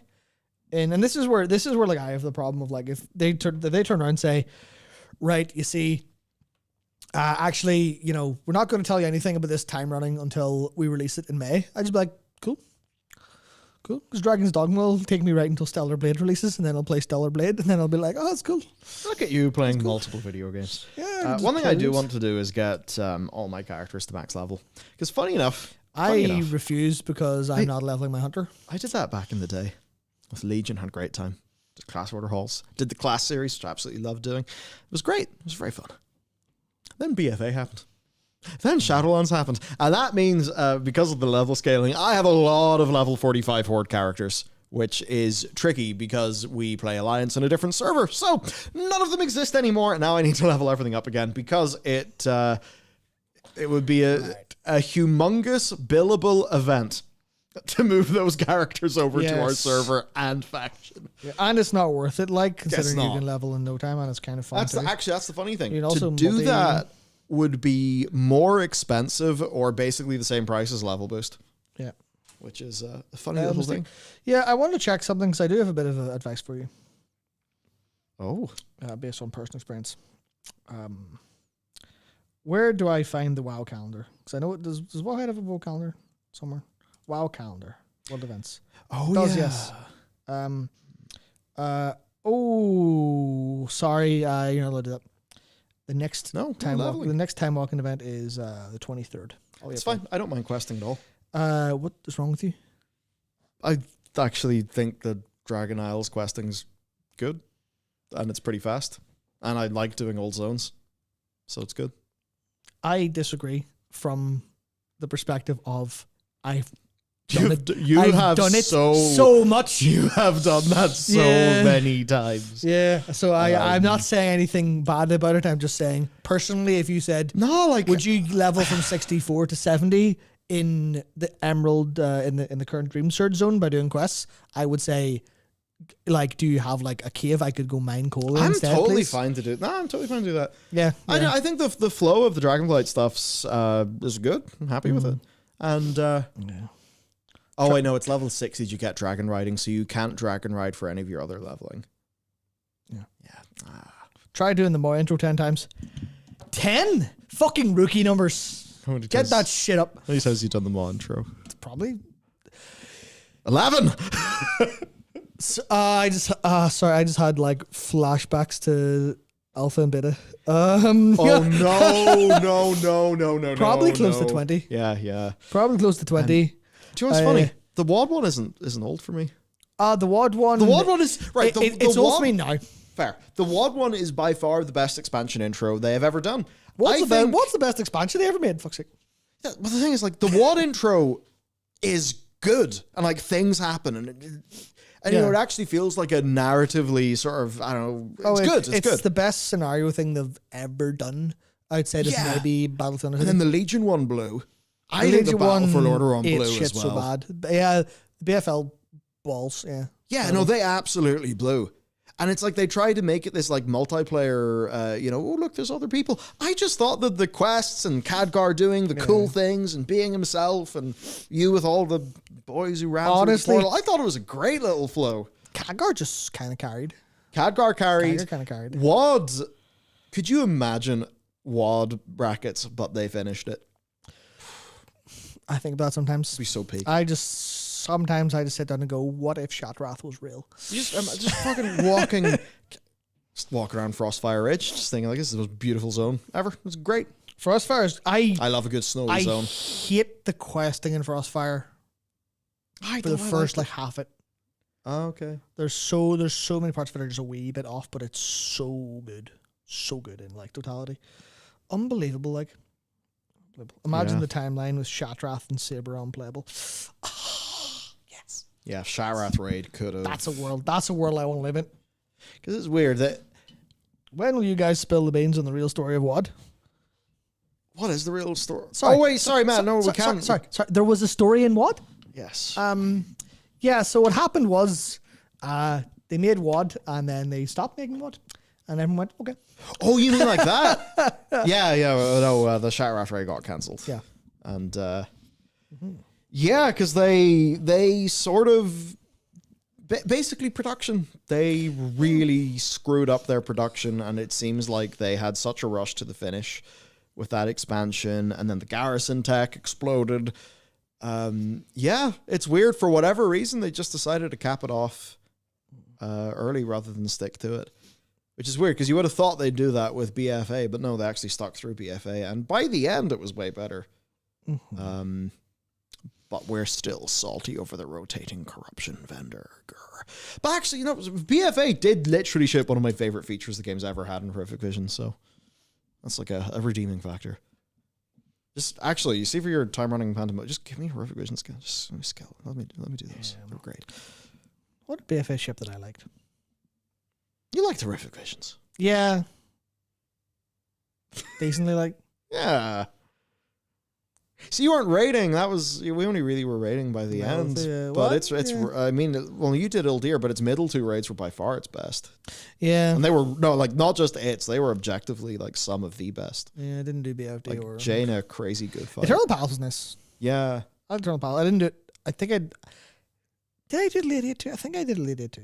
And I was like, alright. It's pretty good. But there's our lore. Yeah. WoD was good. What the fuck are we talking about? WoD was good. WoD was good. They should have finished it. No, they shouldn't have finished it, because then Legion wouldn't have happened. And Legion kind of was a good choice. Damn. Did they make the right call, Michael? Maybe. Was the horrible situation they're in, did they actually make the right call to get out of it? Unbelievable. I just hit the refresh button because I happened to be on Twitter for the tweets from earlier. Some haven't. There might be a murder plot revenge story behind the production of Three Body Problem, the Netflix adaptation. Oh yeah, I saw a little bit of that. That's cool. What the hell? Yeah, I don't know what it is, but I did see some. Between that and Big Jeffrey, it's yeah, speaking of Dave News. Yeah, Big Jeffrey, some crack. One of our politicians has. The leader of one of our parties. Yes, the leader of the party that used to be the biggest party. Yeah. I wonder why it's not now. Driven by revenge and inspired by the TV show Breaking Bad, Zhu meticulously planned Lin's murder. He purchased 160 phones and established a company in Japan to acquire the necessary chemicals for his scheme, testing them in animals. Zhu then poisoned Lin and his colleagues, disguising lethal substances as an advanced probiotic. Lin unsuspectingly consumed it and was soon hospitalized, where it immediately became apparent that he had been poisoned, though the specific toxins were unknown. The police quickly suspected Zhu, who, had he disclosed the nature of the poisons, later found to have included exotic substances such as a pufferfish poison and mercury, and at least their other poisons, could have saved Lin's life. However, he chose not to, ensuring Lin's demise. Just a few days ago, the show was premiering globally, and Zhu was finally sentenced to death for the murder of Lin and attempted murder of 2 other colleagues. Well, that was quite the story. That's just a bit of it that I read, and that was a ChatGPT translation of an original of an article that was in Chinese. Bro should have watched Columbo and had a much easier way to kill him and get away with it. Like, Flippin' hell, man! Okay, I mean, Columbo's... I need to watch Columbo. I've watched so much Columbo, I'm pretty sure I could kill someone and get away with it. Oh, well... You'll never know. I don't think that was really the intended bombshell, but yeah, I don't know. 3-body problem, awesome, but... You all right? Never mind, I got confused. Okay. Now I'm gonna go home, play some Leon Kennedy Simulator in professional difficulty, and then watch the next episode of Shogun, which is fantastic, and I recommend everybody watch Shogun because it's very good. Shogun is good as shit. I love the energy of just a white man shows up in Japan, gets mad at everything. You fucking cunts, you savages are. He's just such a grumpy bastard. It's great. Brilliant. Fantastic. Oh, it's very fun. Yeah, his performance is great. I really enjoy it. So that'll be good. There's lots of good TV. There's that. Hot D, season 2. House of the Dragon. Very good. Is Shogun an isekai? No, it's not. Shut up. Funny on that. Did you know that isekai actually, the definition was changed, and originally it's just referred to fantasy stuff. Huh. And the definition changed as it kind of got popular in the West. It kind of naturally moved over towards being the displaced fantasy genre currently is. Huh. Which is a dog shit genre full of garbage. Very good. Yeah, I told this story on stream before, the very brief story of how most of isekai actually came from Zero Note Skyma because it was so popular among fanfic writers that the isekai genre kind of exploded out of it because it was one of the first like major popular ones, and then ReZero was a ZNT fanfic. And with that, we truly have reached the end of the stream. Yeah, we have. Whenever I start talking fucking absolute shit, yeah. Indeed. Transport to another world is what it has become, right? Yeah. I suppose on that, any oh dear, what's it called? That blue gacha game you play? Blue Archive. Any Blue Archive happenings this week? No. There's an event involving a train coming next week, which is cool. Fair. Oh, I need to play Trains that. There's a strategy, sort of like strategy narrative game about boys in a train in a war, and I've forgotten the name of it. I think I know what you're talking about, but I can't remember yeah, that's been on my list of things. Maybe I'll play that the weekend. I just want to say Snowpiercer game, but that's not it at all. No, not even close. I think it's like our train has got to get from here to here, and everywhere is bad.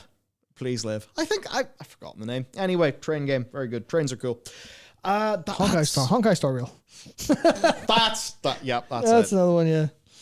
So basically, that's that. Yeah, I'm gonna go hit a million plunderstorm. A million plunder. Oh, a million plunderstorm. Oh, there's a new Limbus Canto. Nice, very good. Limbus Company's and there's a Limbus Canto. Limbus Company is a game by Project Moon, the people who made Lobotomy Corporation and the other one, the game between Library of Ruina, and they're exceptionally good games. Very difficult, very complicated, very full of stuff. Limbus Company is a gacha version, which is reasonably fair as a gacha. Seems not too bad, and I have a couple of friends who play it and really love it. And also Millie, the person who Millie the band, who are excellent and composed the soundtrack to Ender Lilies, did the Goblin Slayer opening and something else in anime as well. They do the soundtrack for Project Moon stuff, and it is unbelievably 10 out of 10 music. I'd recommend if you have Game Pass, Bulwark is the follow-up game from the person who made the Falconeer. And yeah, it's pretty damn cool. Then cancel Game Pass because Xbox is dying. I definitely can't wait for the Phil Spencer has lost capitalism. You should see what Nathan Brown posted to Hit Points. I think I did.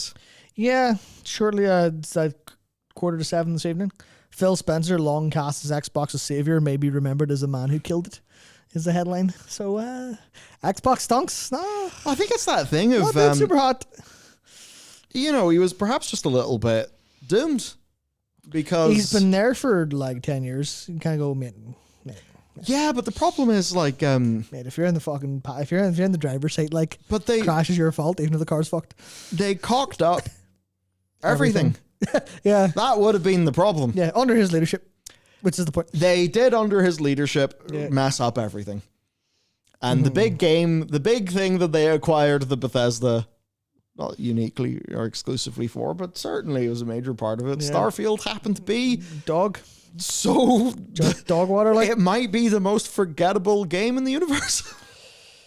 Yeah. So that's going to be a little bit rough for Big Phil. And they ran Halo into the ground.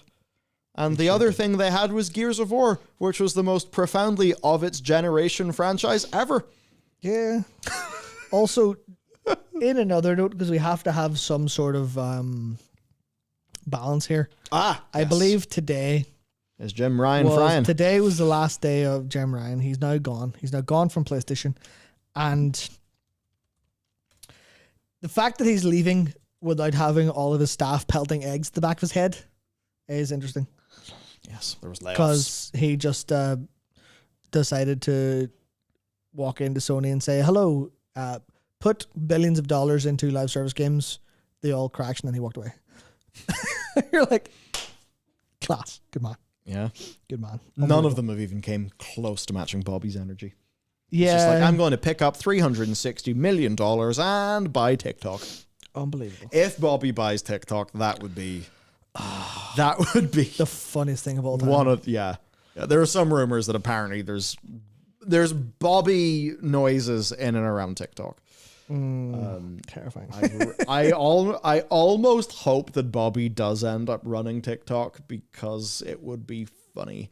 And I know that's really not like the ideal way to like just shape the future, you know. Oh, that'd be hilarious. I hope that happens. No. But I definitely I'm all for that. I'm all for the mindset of what would be the funniest thing to happen, make it happen. Because there's a thing where funny kind of has a little bit of cursed energy to it. But it doesn't have really cursed energy. Like nothing is ever funny and also tragic. It's funny and shitty, but never funny and tragic. So by always going for funny, you're kind of riding the karmic balance. Whereas if you go for good, then it's like, well, what are you sacrificing for that thing to be good? You've just unlocked the power of Boris Johnson. Congratulations. Exactly, yeah. That's it. You go, right, well, if you go for bad things, you're going to run into the negative karmic balance. If you want good things, you're going to have to pay for that somehow. So you're kind of like, how do you balance that out? You just be... But if you just go, loud. What if I am chaotic neutral? Yeah. Then it just goes. Just be loud and somewhat amusing. Yeah, just chaotic neutral the whole way down. That's it. Fantastic. Oh, dear. Okay. That is the crack. I don't know why I hit the table very dramatically. There will be much more content on the World of Warcraft channel. You probably noticed there's more content, and there is more coming. We got 2 big lore videos. We have got other things. I know there's another one. There's the news tomorrow. And I believe there's a video after that. No, we're all out of content. It's over. Goodbye. There's a video here. How many video ideas were on the screenshot I sent you? I think it's like 30. It wasn't 30 on the screenshot you sent me. Okay, well, no. Okay, so what's in my document is 1, 2, 3, 4, 5, 6, 7, 8, 9, but that's almost a series. 10, 11, 12, 13, 14, 15, 16, 17, 18, 19, 20, 21, 22, 24 videos. I'm sorry, Matt, I lied. Damn, and the document I have only is 18. Fuck, it's over. It's 42 videos next week. Oh. Yeah. Good. 42 videos over the coming... You've got your rendering whip. Yeah. That's as Scott says, we can't whip the editors any harder, so now we need to whip the computers. Yeah. But you can't mix your whips up because obviously the one you use in the computers is full of electricity, and that would actually kill the editor if it was used not judiciously. Yeah, you have to wait for the proper day to do that. Yeah. You have to wait for the grid purge. Oh. It's like, I might have been laid off. Actually, a little bit worse. So we're like, well, we're moving exclusively to shorts, and we have killed all our editors and replaced them with an AI website. Yes. There's a bunch of those AI websites where, like, you know, you give them a YouTube URL and it just automatically generates trash for you. Yeah, so if our content becomes intolerable and pointless and useless, you know who to blame. We were talking about a short strategy, but it was quite like, okay, we probably need to work out how to actually reach people. Can we do shorts that are not terrible? You know, maybe not. I'm into the idea, but I'm not into it if it takes away from basically anything else. We can do it. We'll do it. It's fine. Yeah, so it'll be interesting to try the future for us. Anyhow, that's it. Right, go play video games. I will be playing Plunderstorm. I'll be doing many things on my alts, which some of which will be tied to videos, some of which will be tied to personal goals. I'll be playing Leon Kennedy, and watching Shogun. It'll be good. Buy Dragon's Dogma 2. It's a piece of shit, and I love it There you go. beyond belief. I love it beyond belief. The shorts are only the food analogies. Good idea. Good idea. What if Anduin Rin was a burger in 60 seconds? You know? None? No, don't think about that, Michael. But I'm trying to think like what burger he would be. Welcome to the compelling part of that. Anduin started... That wasn't a joke, Michael. Anduin started off as just... not a really good quality burger, but just very standard. Now Anduin is a 4 layers stacked, burnt everywhere, multi-layer smash burger to represent his trauma. Sorry, I have to go back. So he's a smash burger now. I have to go back in this because Derek says Anduin's cake in quotes is what will get views. So there we go. There we go. He ended up topped with peanut butter. What? I suppose Varian Rin would be burnt ends if he was like a dish.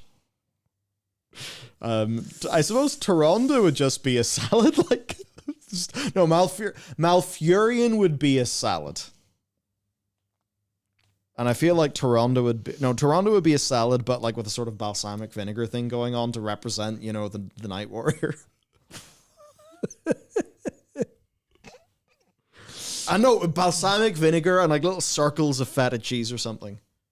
Right. Okay. That's Taronda as a dish. So anyway, that's the end of the stream. Have a lovely weekend. We've thoroughly ran out of ideas other than the 42 that we all have to publish by next week. Fantastic. Yes. So, with that, thank you very much for watching us this week, like every week. What? God, I'm not asking. I think it's less of a thank you and more of a congratulations you survived. Yeah, congratulations. We're all still here, despite the world's best efforts. Yes, and I shall see you in the plunderstorm.